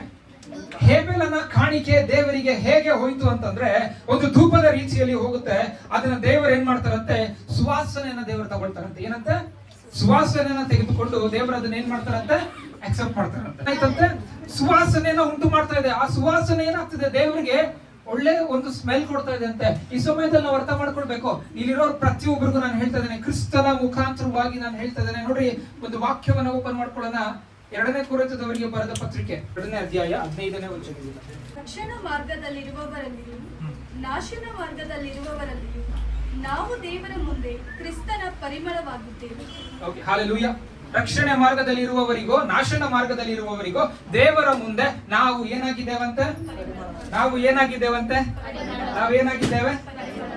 ಹಲ್ಲೆಲೂಯಾ. ಅಡಿಗೆ ಮಾಡ್ತಾ ಇರುವಾಗ ಫಸ್ಟ್ ಏನ್ ನೋಡ್ತಾರೆ? ಎರಡಾಗಿದ್ಯಾ? ಆಮೇಲೆ ಫಸ್ಟ್ ಸ್ಮೆಲ್ ನೋಡ್ತಾರೆ. ಈಗ ನಾವು ಅರ್ಥ ಮಾಡ್ಕೊಳ್ಬೇಕು, ಎಲ್ಲಿ ವಾಸನೆ ಬರ್ತದೆ ಏನಂತ ಹೋಗ್ತಾರೆ, ನಡಕ್ಕೆ ವಾಸನೆ ಬಂದ ತಕ್ಷಣ ದೂರ ಹೋಗ್ತಾರೆ, ಮುಗಿಸ್ಕೊತಾರೆ. ಯಾಕೆ? ದುರ್ವಾಸನೆ, ಕೆಟ್ಟ ವಾಸನೆ, ಅದರಿಂದ ಜನರು ದೂರ ಇರ್ತಾರೆ. ಈಗ ನಾವು ಅರ್ಥ ಮಾಡ್ಕೊಳ್ಬೇಕು, ನಾವು ದೇವರ ಮುಂದೆ ಕ್ರಿಸ್ತನ ಪರಿಮಳವಾಗಿದ್ದೇವೆ. ಹಲ್ಲೆಲೂಯಾ. ಏನಂತೆ? ಸ್ವಲ್ಪ ಆಲೋಚನೆ ಮಾಡಿ ನೋಡ್ರಿ. ಹೇಬೆಲನ್ ಏನ್ ಕಾಣಿಕೆನ ಕೊಟ್ಟಾಗ ದೇವರು ಎಸ್ ಅಂತ ಹೇಳಿದ್ರು, ಯೇಸು ಸ್ವಾಮಿ ನಮ್ಮನ್ನು ಕೂಡ ಕ್ರಿಸ್ತನ ಪರಿಮಳವಾಗಿ ಮಾಡ್ತಾರೆ. ಯೇಸು ಸ್ವಾಮಿ ಅವ್ರಿಗವ್ರೆ ಸಮರ್ಪಣೆ ಮಾಡ್ಕೊಂಡಾಗ ಅವ್ರನ್ನವರೇ ಇದ್ ಮಾಡ್ತಾ ಇಲ್ಲ, ನಮ್ಮನ್ನ ರೆಪ್ರೆಸೆಂಟ್ ಮಾಡ್ತಾ ಇದ್ದಾರೆ. ನಾನು ಪ್ರಾಣ ಕೊಟ್ಟಿದ್ದು ಇವ್ರಿಗೋಸ್ಕರ. ಅದನ್ನ ಅರ್ಥ ಮಾಡ್ಕೊಳ್ಬೇಕು. ದೇವರ ಪ್ರಸನ್ನತೆ ಎಲ್ಲ ಹೋಗುವಾಗ ಏಸಪ್ಪ ತಂದೆಯೇ ಅಂತ ಹೇಳುವಾಗ ದೇವರು ನಮ್ಮನ್ನ ಹೇಗೆ ನೋಡ್ತಾರೆ ಅಂತಂದ್ರೆ ಕ್ರಿಸ್ತನ ಪರಿಮಳದಿಂದ ನೋಡ್ತಾರೆ. ಒಂದೊಂದು ಮಾತು ಅರ್ಥ ಮಾಡ್ಕೊಳ್ರಿ, ದೇವರು ನಿಮ್ಮನ್ನ ಸ್ಮೆಲ್ ಮಾಡ್ತಾ ಇದ್ದಾರೆ. ಹಲ್ಲೆಲೂಯಾ. ನಿಜವಾಗ್ಲೂ ಹೇಳ್ಬೇಕಂದ್ರೆ ವಾಕ್ಯ ಅದೇ ಹೇಳ್ತಾರೆ, ನಾವು ಕ್ರಿಸ್ತನ ಪರಿಮಳವಾಗಿದೆ. ಯಾರ ಮುಂದೆ? ತಂದೆಯಾದ ದೇವರ ಮುಂದೆ ನಾವು ಕ್ರಿಸ್ತನ ಪರಿಮಳವಾಗಿದ್ದೇವೆ. ಹಲ್ಲೆಲೂಯಾ. ದೇವರು ಈ ದಿನ ನಮ್ಗೆ ನೆನಪು ಕೊಡ್ತಾ ಇರೋದೇನಂತಂದ್ರೆ, ಒಂದು ಅರ್ಥ ಮಾಡ್ಕೊಳ್ಳಿ, ಪ್ರಾರ್ಥನೆ ಮಾಡೋಕೆ ಹೋಗುವಾಗ ದೇವರು ಹಲ್ಲೆಲೂಯಾ. ಯಾಕೆ ವಾಕ್ಯವನ್ನ ದೇವರು ಹೇಳ್ತಾ ಇದ್ದಾರೆ ಅಂತಾರೆ ನೋಡ್ರಿ. ನಾನು ಹೇಳ್ದೆ ಅಂತ ದೇವರು ಯಾವಾಗ ಸ್ಮೆಲ್ ಮಾಡ್ತಾರೆ ಅಂತಂದ್ರೆ ನಮ್ಮ ಕಾಣಿಕೆ ಆಗ್ಲಿ, ನಮ್ಮ ಮನ ಪರಿಸ್ಥಿತಿ ಆಗ್ಲಿ, ನಮ್ಮ ಒಂದು ಏನಂತ ಹೇಳ್ಬೋದು ಪ್ರಾರ್ಥನೆ ಆಗ್ಲಿ ಹೇಗೆ ಇದೆ ಅಂತ ಹೇಳ್ಬಿಟ್ಟು ಆಲೋಚನೆ ಮಾಡ್ಬೇಕಂತ. ಹಲ್ಲೆಲೂಯಾ. ಒಂದು ವಿಷಯ ನಾವು ಅರ್ಥ ಮಾಡ್ಕೊಳ್ಬೇಕು, ಒಂದು ಸುವಾಸನೆನ ಉಂಟು ಮಾಡ್ಬೇಕಂತಂದ್ರೆ ಏನ್ ಮಾಡ್ತಾರೆ? ಅದಕ್ಕೆ ಒಂದು ಸುಗಂಧ ದ್ರವ್ಯಗಳನ್ನ ಹಾಕ್ತಾರೆ, ಅದ್ರ ಮೇಲೆ ಹಾಕ್ತಾ ಇರ್ತಾರೆ, ಸ್ವಲ್ಪ ಬೆಂಕಿ ಉರಿತಾ ಇರ್ತದೆ, ಅದಕ್ಕೆ ಹಾಕ್ತಾ ಇರ್ತಾರೆ. ಅದಕ್ಕೆ ಬೇರೆ ಬೇರೆ ದ್ರವ್ಯಗಳು ಹಾಕ್ತಾಗ ಸುವಾಸನೆ ಉಂಟಾಗ್ತದಂತೆ. ಆ ಸುವಾಸನೆ ಏನ್ ಮಾಡ್ತದಂತೆ, ದೇವರು ಅಕ್ಸೆಪ್ಟ್ ಮಾಡ್ಕೊಳ್ತಾರಂತೆ. ಆ ಸುವಾಸನೆ ದೇವರ ದೃಷ್ಟಿಯಲ್ಲಿ ಕರೆಕ್ಟ್ ಆಗಿರ್ಬೇಕಂತೆ. ಹಾಲೆಲೂಯಾ. ಹೇಗಿರ್ಬೇಕಂತೆ? ಕರೆಕ್ಟ್ ಆಗಿರ್ಬೇಕಂತ. ಇನ್ನೊಂದು ವಾಕ್ಯವನ್ನ ನಾವು ಓದ್ಕೊಳ್ಳೋಣ. ಆ ಧೂಪದ ಕುರಿತಾಗಿ ಸತ್ಯವಾದ ಅನೇಕ ವಿಚಾರಗಳನ್ನ ಮಾತಾಡ್ತದೆ ನೋಡ್ರಿ. ಪ್ರಕಟಣೆಗಳು 5ನೇ ಅಧ್ಯಾಯ 8ನೇ ವಚನವನ್ನ ನಾವು ಓದ್ಕೊಳ್ಳೋಣ. ತೆಗೆದುಕೊಂಡಾಗ ಆ 4 ಜೀವಿಗಳು 24 ಮಂದಿ ಹಿರಿಯರು ಯಜ್ಞದ ಕುರಿಯಾದಾತನ ಪಾದಕ್ಕೆ ಬಿದ್ದರು. ಹಿರಿಯರ ಕೈಗಳಲ್ಲಿ ವೀಣೆಗಳು, ದೇವಜನರ ಪ್ರಾರ್ಥನೆಗಳೆಂಬ ಧೂಪದಿಂದ ತುಂಬಿದ ಚಿನ್ನದ ಧೂಪಾರತಿಗಳು ಇದ್ದವು. ಓಕೆ, ಏನಂತ ಇಲ್ಲಿ ನೋಡ್ರಿ, ಒಂದು ವಾಕ್ಯ ಹೇಳ್ತದೆ ಏನಂತ, ಪ್ರಾರ್ಥನೆಗಳೆಂಬ ಧೂಪದಿಂದ ತುಂಬಿದವಂತೆ. ಏನಂತೆ? ಪ್ರಾರ್ಥನೆ ಎಂಬ ಧೂಪ ಅಂತ. ನೋಡ್ರಿ, ಇದು ಎಲ್ಲಿ ನಡೀತದೆ ಅಂದ್ರೆ, ಪ್ರಕಟಣೆ 5ನೇ ಅಧ್ಯಾಯ 8ನೇ ವಚನ, ಪರಲೋಕದಲ್ಲಿ ನಡೀತಿರೋದು ದೇವ ಜನರ ಪ್ರಾರ್ಥನೆ, ದೇವರ ಮುಂದೆ ಒಂದು ಧೂಪ. ಹೇಗಂತೆ? ಇನ್ಸೈನ್ ಅಂತ ಹೇಳ್ಬೋದು. ನೋಡಿ, ನಾವು ಬೈಬಲ್ ಸ್ಟಡಿ ನಾವು ಕಲ್ತ್ಕೊಳ್ತಾ ಇದ್ರಿ ಏನಂತ ಹೇಳ್ಬಿಟ್ಟು ಅಂತಂದ್ರೆ, ದೇವ ದರ್ಶನ ಗುಡಾರದಲ್ಲಿ ಏನಂತೆ, ಅದು ಒಳಗಡೆ ಹೋಗ್ಲಿಕ್ಕೆ ಇದು ಕೋರ್ಟ್ಯಾರ್ಡ್ ಇದೆ, ಮತ್ತೆ ಒಳಗಡೆ ಹೋದಾಗ ಹೋಲಿ ಪ್ಲೇಸ್ ಇದೆ. ಆ ಹೋಲಿ ಪ್ಲೇಸ್ ನಲ್ಲಿ ಏನಂತೆ, ಒಂದು ಮೇನ್ ಪ್ಲೇಸ್ ಹೋಗೋದು. ಆ ಜಾಗ ಏನಂತ ಹೇಳ್ತಾರೆ ಅಂತಂದ್ರೆ ಮೋಸ್ಟ್ ಹೋಲಿ ಪ್ಲೇಸ್. ಅಲ್ಲಿ ವರ್ಷಕ್ಕೊಂದ್ಸತಿ ಮಹಾಯಾಜಕ ಬಿಟ್ಟರೆ ಬೇರೆ ಯಾರು ಹೋಗಕ್ ಆಗೋದೇ ಇಲ್ಲ. ಅಂತ ಸ್ಥಳದ ಮುಂದೆ ಹೋಗಲಿಕ್ಕಿಂತ ಮುಂಚೆ ಏನಿದೆ ಅಂತಂದ್ರೆ ಧೂಪವೇದಿ ಇದೆ. ಏನಿದೆ? ಧೂಪವೇದಿ. ಆ ಧೂಪವೇದಿ ಏನ್ ಮಾಡ್ಬೇಕು ಗೊತ್ತಾ, ಅದ್ರ ಮೇಲೆ ಸ್ವಲ್ಪ ಸುಗಂಧ ದ್ರವ್ಯಗಳನ್ನ ಹಿಂಗ್ ಹಾಕಿ ಅದು ಧೂಪ ಎದೊಳ್ತದಂತೆ. ಅದು ಎದೊಳುವಾಗ ಪ್ರಾರ್ಥನೆ ಮಾಡ್ಬೇಕಂತೆ. ದೇವ್ರ ಈ ತರ ದೇವ್ರ ಅಂತ ಪ್ರಾರ್ಥನೆ ಮಾಡ್ಬೇಕಂತ. ಪ್ರಾರ್ಥನೆ ಮಾಡಿದ್ಮೇಲೆ ಅದು ಒಳಗಡೆ ಹೋಗ್ಬೇಕಂತೆ. ಈಗ ನಾವು ಅರ್ಥ ಮಾಡ್ಕೊಳ್ಬೇಕು, ನಾನೆಲ್ಲಪ್ಪ ಹೋಗಿ ಧೂಪ ಹಾಕ್ಲಿ, ಯೆರೂಸಲೇಮ್ಗೆ ಹೋಗಿ ದೇವದರ್ಶನ ಗುಡಾರ ಒಳಗಡೆ ಹೋಗಿ ಹಾಕ್ಲಾ? ಇಲ್ಲ, ನಮ್ಗೆ ಅಲೌಡೇ ಇಲ್ಲ. ಯಹೂದ್ಯರಿಗೆ ಅಲೌಡ್ ಇಲ್ಲ. ಯಹೂದ್ಯರಲ್ಲಿ ಲೇವಿ ಕುಲದವ್ರಿಗೆ ಮಾತ್ರ ಅಲೌಡ್ ಇರೋದು, ಯಾರಿಗೂ ಅಲೌಡ್ ಇಲ್ಲ. ಈಗ ನಾವು ಅರ್ಥ ಮಾಡ್ಕೊಳ್ಳೋದು, ನಾನು ಹೇಗೆ ಹೋಗ್ಲಿ ಅಂತ. ನಿನಗೋಸ್ಕರ ಯೇಸು ಸ್ವಾಮಿ ಆ ಒಂದು ಮಹಾಪರಿಶುದ್ಧ ಸ್ಥಳಕ್ಕೆ ಹೋಗಿದಾಗಿದೆ. ಹಾಲೆಲೂಯಾ. ಈಗ ನಾವು ಹೋಗ್ಬಿಟ್ಟು ಏನ್ ಮಾಡ್ಬೋದಂತೆ, ಧೂಪ ಹಾಕೋದು ಅಂತಂದ್ರೆ ನಾನು ಪ್ರಾರ್ಥನೆ ಮಾಡುವಂತದ್ದು. ಏನಂತೆ? ಪ್ರತಿಯೊಂದೊಂದು ಧೂಪ ಏನಂತೆ? ಪ್ರಾರ್ಥನೆ. ಹಾಲೆಲೂಯಾ. ಇವಾಗ ನಾವು ಅನ್ಕೊಳ್ಳೋಣ, ನಾನು ಬೆಳಗ್ಗೆ ಪ್ರಾರ್ಥನೆ ಮಾಡ್ತಾ ಇದ್ದೇನೆ ಅಂದ್ರೆ ನೀನ್ ದೇವರ ಮುಂದೆ ಧೂಪ ಹಾಕ್ತಾ ಇದ್ದೀನಿ. ಹೇಗೆ? ಸ್ಪಿರಿಚುವಲ್ ಆಗಿ. ನಿಜ ಧೂಪ ಹಾಕಿ ಅಂತ ನಾನು ಹೇಳ್ತಾ ಇಲ್ಲ. ಪ್ರಾರ್ಥನೆ ಧೂಪದ ರೀತಿಯಲ್ಲಿ ಅಂತ ವಾಕ್ಯ ಹೇಳ್ತಾ ಇದೆ. ಹಾಲೆಲೂಯಾ. ಇನ್ನೊಂದು ವಾಕ್ಯವನ್ನು ಓದ್ಕೊಳ್ಳೋಣ. ಅದೇ ಒಂದು ಪ್ರಕಟಣೆ ಒಂದು ಅಧ್ಯಾಯದಲ್ಲಿ 8ನೇ ಒಂದು ಅಧ್ಯಾಯ 3ನೇ ವಚನದಿಂದ ಓದ್ಕೊಳ್ಳೋಣ. ಆಮೇಲೆ ಮತ್ತೊಬ್ಬ ದೇವದೂತನು ಬಂದು ಯಜ್ಞವೇದಿಯ ಬಳಿಯಲ್ಲಿ ನಿಂತನು. ಅವನ ಕೈಯಲ್ಲಿ ಚಿನ್ನದ ಧೂಪಾರತಿ ಇತ್ತು. ಸಿಂಹಾಸನದ ಮುಂದಣ ಚಿನ್ನದ ಧೂಪವೇದಿಯ ಮೇಲೆ ದೇವ ಜನರೆಲ್ಲರ ಪ್ರಾರ್ಥನೆಗಳ ಜೊತೆಯಲ್ಲಿ ಸಮರ್ಪಿಸುವುದಕ್ಕಾಗಿ ಅವನಿಗೆ ಬಹಳ ಧೂಪ ಕೊಡಲ್ಪಟ್ಟಿತು. ಆಗ ಧೂಪದ ಹೊಗೆಯು ದೇವದೂತನ ಕೈಯೊಳಗಿಂದ ಹೊರಟು ದೇವಜನರ ಪ್ರಾರ್ಥನೆಗಳೊಂದಿಗೆ ಕೂಡಿ ದೇವರ ಸನ್ನಿಧಿಗೆ ಏರಿ ಹೋಯಿತು. ತರುವಾಯ ಆ ದೇವದೂತನು ಧೂಪಾರತಿಯನ್ನು ತೆಗೆದುಕೊಂಡು ಯಜ್ಞವೇದಿಯ ಮೇಲಿದ್ದ ಕೆಂಡಗಳಿಂದ ತುಂಬಿಸಿ ಭೂಮಿಗೆ ಬಿಸಾಡಿದನು. ಆಗ ಗುಡುಗುಗಳು, ವಾಣಿಗಳು, ಮಿಂಚುಗಳು, ಭೂಕಂಪವು ಉಂಟಾದವು. ಆಮೆನ್. ಹಲ್ಲೆಲೂಯಾ. ನೋಡ್ರಿ, ಇಲ್ಲಿ ಅನೇಕ ಒಂದು ವಿಚಾರಗಳಿದೆ. ಪ್ರಕಟಣೆ ಓದುವಾಗಲೇ ತುಂಬಾ ಒಂದು ಏನಂತ ಹೇಳ್ಬೋದು, ಮಿಸ್ಟ್ರಿ ಆಗಿರುವಂತ ಪುಸ್ತಕ ಅಂತ ಹೇಳ್ಬೋದು. ಇದು ಈ ಒಂದು ಸಂಗತಿ ಏನ್ ನಡೀತದೆ ಅಂದ್ರೆ ಪರಲೋಕದಲ್ಲಿ ನಡೀತಾ ಇದೆ. ಪರಲೋಕದಲ್ಲಿ ದೇವದೂತನ ಕೈಯಲ್ಲಿ ಏನಿದೆ? ಧೂಪರಾತಿ ಇದೆ ಅಂತೆ. ಆ ಧೂಪರಾತಿ ಏನಂತೆ? ಎಲ್ಲಾ ದೇವ ಜನರ ಪ್ರಾರ್ಥನೆ ವಿಜ್ಞಾಪನೆ ಅಂತೆ. ಅದನ್ನ ಏನ್ ಮಾಡಿದ್ರಂತೆ? ಬಿಸಾಕಿದ್ರು. ಅದು ದೇವರಿಗೆ ಏರಿ ಹೋಯ್ತು. ಏರಿ ಹೋದ ಮೇಲೆ ಅದನ್ನ ಬಿಸಾಕಿದ್ರು. ಅದನ್ನ ಬಿಸಾಕಿದ ಮೇಲೆ ಏನಾಯ್ತಂತೆ? ದೊಡ್ಡ ಭೂಕಂಪ ಆಯ್ತು. ಹಾಗೆ ಏನಾಯ್ತಂತೆ? ಏನಪ್ಪ ಇದು, ದೇವರ ಒಂದು ದೇವದೂತ ಬಿಸಾಕಿದಾಗ ಭೂಕಂಪ ಆಯ್ತು. ಯಾಕಾಯ್ತು? ಹೌದಲ್ವಾ? ಹಲ್ಲೆಲೂಯಾ. ಭೂಕಂಪ ಆಯ್ತು. ಅದು ನಿಜ ಹೇಳ್ಬೇಕಂತಂದ್ರೆ ಇಲ್ಲಿ ನಾವು ಯಾರು ಇರೋದಿಲ್ಲ. ನಮ್ಮ ಪ್ರಾರ್ಥನೆ ಎಲ್ಲ ದೇವರಿಗೆ ಮುಟ್ತದೆ. ನಾವು ಯಾರು ಇರೋದಿಲ್ಲ. ಆಮೇಲೆ ದೇವರು ಏನ್ ಮಾಡ್ತಾರೆ? ಈ ಒಂದು ಲೋಕದ ಮೇಲೆ ದೇವರನ್ನ ತಿರಸ್ಕಾರ ಮಾಡಿರುವಂತ ಜನರು, ದೇವರನ್ನ ಬೇಡ ಅಂತ ಹೇಳಿದಂತ ಜನರು, ದೇವರೇ ಇಲ್ಲ ಅಂತ ಹೇಳಿದಂತ ಜನರುಗಳಿಗೆ ದೇವರು ಇದ್ದಾರೆ ಅಂತ ತೋರಿಸುವಂತ ಕಾರ್ಯಗಳು, ದಿನಗಳು ಬರ್ತದೆ. ಅದಕ್ಕಿಂತ ಮುಂಚೆ ದೇವರಿಗಾಗಿ ಕಾಯ್ದಂತ ಜನರುಗಳನ್ನ ದೇವರು ಬನ್ನಿ ಮಕ್ಕಳೇ ಅಂತ ಕರೆಯುವಂತ ಸಮಯ. Hallelujah, hallelujah. ನೋಡ್ರಿ, ಇಲ್ಲಿ ನಾನು ಮಾತಾಡ್ತಿರುವಂತ ವಚನ ಏನು ಅಂತ ಅಂದ್ರೆ, ನಮ್ಮ ಪ್ರಾರ್ಥನೆ ದೇವರಿಗೆ ಧೂಪವಾಗಿ ಹೊಗೆ ಹೋಗ್ತದಂತೆ. ಆ ಧೂಪ ಹೇಗೆ ಇರ್ತದಂತೆ? ಸುಗಂಧವಾಗಿ ಇರ್ತದಂತೆ. ಅದು ಹೇಗೆ ಇರ್ತದಂತೆ? ಕ್ರಿಸ್ತನ ಪರಿಮಳವಾಗಿರ್ತದೆ. ನೀನು ಕ್ರಿಸ್ತನ ಪ್ರಸನ್ನತೆಯಲ್ಲಿ ಹೋಗುವಾಗ ನೀನು ಹೇಗಿದೆ ಅಂತೆ? ನೀನು ಒಂದು ಧೂಪದ ರೀತಿಯಲ್ಲಿದೆ ಅಂತೆ. ಹಲ್ಲೆಲೂಯಾ. ಕಾಯಿನನು ಏನ್ ಮಾಡ್ದಂತೆ? ಕೊಟ್ಟ. ಆದ್ರೆ ಅವನ ಮನ ಪರಿಸ್ಥಿತಿ ಕರೆಕ್ಟ್ ಆಗಿದೆ. ಹಲ್ಲೆಲೂಯಾ. ಈ ಸಮಯದಲ್ಲಿ ನಾವು ಅರ್ಥ ಮಾಡ್ಕೊಳ್ಬೇಕು. ನನ್ನ ಮನಸ್ಸು ಹೇಗೋ ಇಟ್ಕೊಂಡು ಹೋಗಿ, ದೇವ್ರೆ ಏನಪ್ಪ ಹಿಂಗ್ ಮಾಡ್ಬಿಟ್ಟೆ, ದೇವ್ರೆ ಏನಪ್ಪ ಹಂಗ್ ಮಾಡ್ಬಿಟ್ಟೆ, ದೇವ್ರೆ ಕಾಯಿನನ ಕಾಣಿಕೆ ಆಗ್ತದೆ. ಹಲ್ಲೆಲೂಯಾ. ಏನಂತೆ? ದೇವರ ಪ್ರಸನ್ನತೆಯಲ್ಲಿ ಗುಣಗುಟ್ಟುವಾಗ ಅದು ಕಾಯಿನನ ಕಾಣಿಕೆ. ದೇವರ ಪ್ರಸನ್ನತೆಯಲ್ಲಿ ದೇವರೇ ನಾನು ನಿಂಗೆ ಉತ್ತಮವಾಗಿರುವುದನ್ನು ನಾನು ಕೊಡ್ತೇನೆ ಅಂತ ನಿನ್ನ ಮನಸ್ಸಿಗೆ ನೋವಾಗಿದ್ರು, ನಿನ್ನ ಶಕ್ತಿ ಇಲ್ಲ ಅಂತ ಅಂದ್ರೂ ಕೂಡ ನೀನ್ ಏನು ಕೊಡ್ತೀಯ ದೇವ್ರೆ? ಓಕೆ ಲಾರ್ಡ್, ಇದೇ ಇರೋದು ಅಂತ ಹೇಳ್ತೀಯ, ಅದು ದೇವರಿಗೆ ಸುಗಂಧವಾಗಿರ್ತದೆ. ಹಲ್ಲೆಲೂಯಾ. ನಾವು ದೇವರ ಪ್ರಸನ್ನತೆಯಲ್ಲಿ ಹೋಗುವಾಗ ನಾವೇನ್ ಮಾಡಬಾರ್ದಂತೆ, ಗುಣಗುಟ್ಟ ಮಾಡೋದು, ದೇವರಿಗೆ ಇಷ್ಟ ಆಗದೆ ಇರುವಂತ ವಿಚಾರ, ದೇವರು ಏನ್ ಮಾಡ್ತಾರೆ ತಿರಸ್ಕಾರ ಮಾಡುವಂತ ವಿಚಾರ, ಕೋಪ ಮಾಡ್ಕೊಳ್ಳುವಂತ ವಿಚಾರ ಆಗ್ತದ್ರೆ ಗುಣಗುಟ್ಟುವುದು. ಹಾಲೆಲೂಯಾ. ಇಸ್ರಾಯೇಲ್ ಜನರು ಅವ್ರು ಏನ್ ಮಾಡಿದ್ರಂತೆ, 2 ತಿಂಗಳುಗಳ ಕಾಲ ನಾನ್ ವೆಜ್ ತಿಂದಿಲ್ಲ ಅಂತ. ಎಷ್ಟು ತಿಂಗಳು? 2 ತಿಂಗಳು ನಾನ್ ವೆಜ್ ತಿಂದಿಲ್ಲ. 2 ತಿಂಗಳು ನಾನ್ ವೆಜ್ ತಿಂದಿಲ್ಲ ಅಂತಂದ್ರೆ, ಇವಾಗ ಫಾರ್ ಎಕ್ಸಾಂಪಲ್ ಮನೆಯಲ್ಲಿ ಮಾಡಿಲ್ಲ ಅಂತಂದ್ರೆ ನಿಮ್ ಮನೇಲಿ ಏನ್ ಮಾಡ್ತಾರೆ? 2 ತಿಂಗಳು ಬಿಡ್ರಿ, 1 ವಾರ ಮಾಡಿಲ್ಲ ಅಂದ್ರೆ ಏನ್ ಮಾಡ್ತಾರೆ? ಎಲ್ಲರೂ ನಗಿತಾ ಇದ್ದೀರಲ್ಲ. ಒಂದು ವೇಳೆ ಇವಾಗ ನಾವು ಫಸ್ಟ್ ಜಾಲಿ ಕೇಳ್ತಾನೆ, ಆಮೇಲೆ ಪಾಪಮ್ಮ ಕೇಳ್ತಾರೆ. ಏನಂತೆ, ನಾನ್ ವೆಜ್ ಕೊಟ್ಟಿಲ್ಲ ಅಂದ್ರೆ ಹೆಂಗಿರುತ್ತೆ? ಇವಾಗ ಕೂಡ ಅದೇ ಪರಿಸ್ಥಿತಿ. 2 ತಿಂಗಳಾಗಿದೆ ನಾನ್ ವೆಜ್ ಕೊಟ್ಟಿಲ್ಲ. ಇವ್ರು ಯಾಕೆ ಕೊಟ್ಟಿಲ್ಲ ನಾನ್ ವೆಜ್? ದೇವರೇ ಕೊಟ್ರು. ಇಲ್ಲ, ಅರ್ಥ ಮಾಡ್ಕೊಳ್ಬೇಕು ಕ್ಲೀನ್ ಆಗಿ. ಏನಂತಂದ್ರೆ ನೋಡ್ರಿ, ದೇವರು ಏನ್ ಮಾಡಿದಾರಂತೆ, 2 ತಿಂಗಳ ಕಾಲ ಅವ್ರಿಗೆ ನಾನ್ ವೆಜ್ ಇಲ್ಲ. ಎಲ್ಲಿಂದ ಬಂದಿದ್ದಾರೆ? ಐಗುಪ್ತ ದೇಶದಿಂದ ಬಂದಿದ್ದಾರೆ. ಕೆಂಪು ಸಮುದ್ರ ದೇವರು ಇವಾಗ ಮಾಡಿದ್ರು. ಇನ್ನೇನಪ್ಪ ನಾವು ಪ್ರಾಮಿಸ್ ಲ್ಯಾಂಡ್ ಹೋಗ್ಬೇಕು, ನಮ್ ಡ್ಯಾಡಿ ದೇಶಕ್ಕೆ ಹೋಗ್ಬಿಡ್ತೀನಿ, ಇನ್ಮೇಲಿಂದ ಆರಾಮಾಗಿರ್ತೀನಿ ಅಂತ ಹೋದ್ರೆ ಹೋಗ್ಬೋದಾಗಿತ್ತು. ಅವ್ರೇನ್ ಮಾಡಿದ್ರು, ಏನ್ ದೇವ್ರ ನೀನು ಇಲ್ಲಿ ಕರ್ಕೊಂಡ್ ಬಂದಿದ್ಯಾ, ಮಾರ ಅಂತ ಸ್ಥಳಕ್ಕೆ ಕರ್ಕೊಂಡ್ ಬಂದ. ಮಾರದಲ್ಲಿ ಏನಿದೆ ಅಂತ ಕಹಿ ನೀರು. ಗುಣಗುಟ್ಟಕ್ಕೆ ಸ್ಟಾರ್ಟ್ ಮಾಡಿದ್ರಂತೆ. ದೇವರಿಗೆ ಇಷ್ಟ ಆಗದೆ ಇರೋದಂದ್ರೆ ಗುಣಗುಟ್ಟದಂತೆ. ಸರಿ ಆಯ್ತು, ಗುಣಗುಟ್ತಾ ಇದ್ರು ಜನರು. ಕೋಪ ಬಂತು. ದೇವರು ಮೋಶೆ ನೋಡ್ದ, ಅಲ್ಲೊಂದು ಚಿಗುರಿತ್ತು, ತೆಗೆದೇ ಹಾಕದ. ಅದು ನೀರು ಸಿಹಿ ಆಯ್ತಂತೆ. ಅದನ್ನ ಕುಡಿದು ಮತ್ತೆ ಮುಂದಕ್ಕೆ ಹೋದ್ರು. 2 ತಿಂಗಳು ಆಗೋಯ್ತಂತೆ. 2 ತಿಂಗಳು ಆಗೋಯ್ತು. ಅವ್ರು ಏನ್ ಮಾಡಿದ್ರಂತೆ, ಅವ್ರವ್ರೆ ಮಾತಾಡ್ಕೊಡ್ರಂತೆ, ನೋಡಪ್ಪ ನಾವು ಅಟ್ಲೀಸ್ಟ್ ಈಜಿಪ್ಟ್ ಅಲ್ಲಿ ಇದ್ದಿದ್ರೆ ಏನಾಗ್ತೈತಂತ, ಐಗುಪ್ತ ದೇಶದಲ್ಲಿ ಇದ್ರೆ ಉಳ್ಳಾಗಡ್ಡಿ ತಿಂತಾ ಇದ್ರಿ, ಬೆಳ್ಳುಳ್ಳಿ ತಿಂತಾ ಇದ್ರಿ, ಮತ್ತೇನಂತೆ ಏನಂತ ಕುಕುಂಬರ್ ಸೌತೆಕಾಯಿ ತಿಂತಾ ಇದ್ರಿ, ಇದೆಲ್ಲ ಚೆನ್ನಾಗಿರ್ತಾ ಇತ್ತು. ಅಟ್ಲೀಸ್ಟ್ ಮಾಂಸ ಆದ್ರೂ ಸಿಗ್ತಾ ಇತ್ತು, ಮೀನುಗಳು ಇರ್ತಾ ಇತ್ತು, ನೈಲ್ ನದಿ ಮೀನುಗಳು. ಇಲ್ಲೇನ್ ನಮ್ಗೆ ಏನೂ ಇಲ್ಲ ಅಂತ ಹೇಳ್ಬಿಟ್ಟು ಗುಣಗುಟ್ಟಕ್ಕೆ ಸ್ಟಾರ್ಟ್ ಮಾಡಿದ್ರು. ಏನ್ ಮಾಡಿದ್ರು? ಗುಣಗುಟ್ಟಕ್ಕೆ ಸ್ಟಾರ್ಟ್ ಮಾಡಿದ್ರಂತೆ. ಆ ಗುಣಗುಟ್ಟುವಾಗ ಏನಾಯ್ತಂತೆ, ದೇವರಿಗೆ ಕೋಪ ಬಂತಂತೆ. ಏನಾಯ್ತು? ಇಲ್ಲಿ 2 ತಿಂಗಳು ಮಾಂಸ ಕೊಡದೇ ಇರೋದು ತಪ್ಪ, ಗುಣಗುಟ್ಟಿದ್ ತಪ್ಪ? ಮಾಂಸ ಕೊಟ್ಟಿಲ್ಲ ತಾನೆ ದೇವ್ರು ತಪ್ಪಿದೆ ಇಲ್ವಾ? ಹೇಳ್ರಿ ಯಾರಾದ್ರೂ ನೋಡೋಣ, ದೇವ್ರ ಧೈರ್ಯ ಬೇಕು ಹೇಳಲಿಕ್ಕೆ. ಓಕೆ, ಯಾಕೆಂದ್ರೆ ದೇವರ ವಾಕ್ಯ ಹೇಳ್ತದೆ, ದೇವರ ಒಂದೇ ಒಂದು ತಪ್ಪು ಇಲ್ಲ, ದೇವ್ರಿಗೆ ಯಾವ ತಪ್ಪು ಇಲ್ಲ. ಹಲ್ಲೆಲೂಯಾ. ದೇವರ ತಪ್ಪು ಮಾಡುವುದೇ ಇಲ್ಲ. ಇದೆಲ್ಲ ನಮ್ಗೆ ಗೊತ್ತಾಗ್ಬೇಕಂತೆ. ನೋಡ್ರಿ, 2 ತಿಂಗಳು ಮಾಂಸ ಕೊಟ್ಟಿಲ್ಲ ಅಂತ ಅವ್ರಿಗೆ.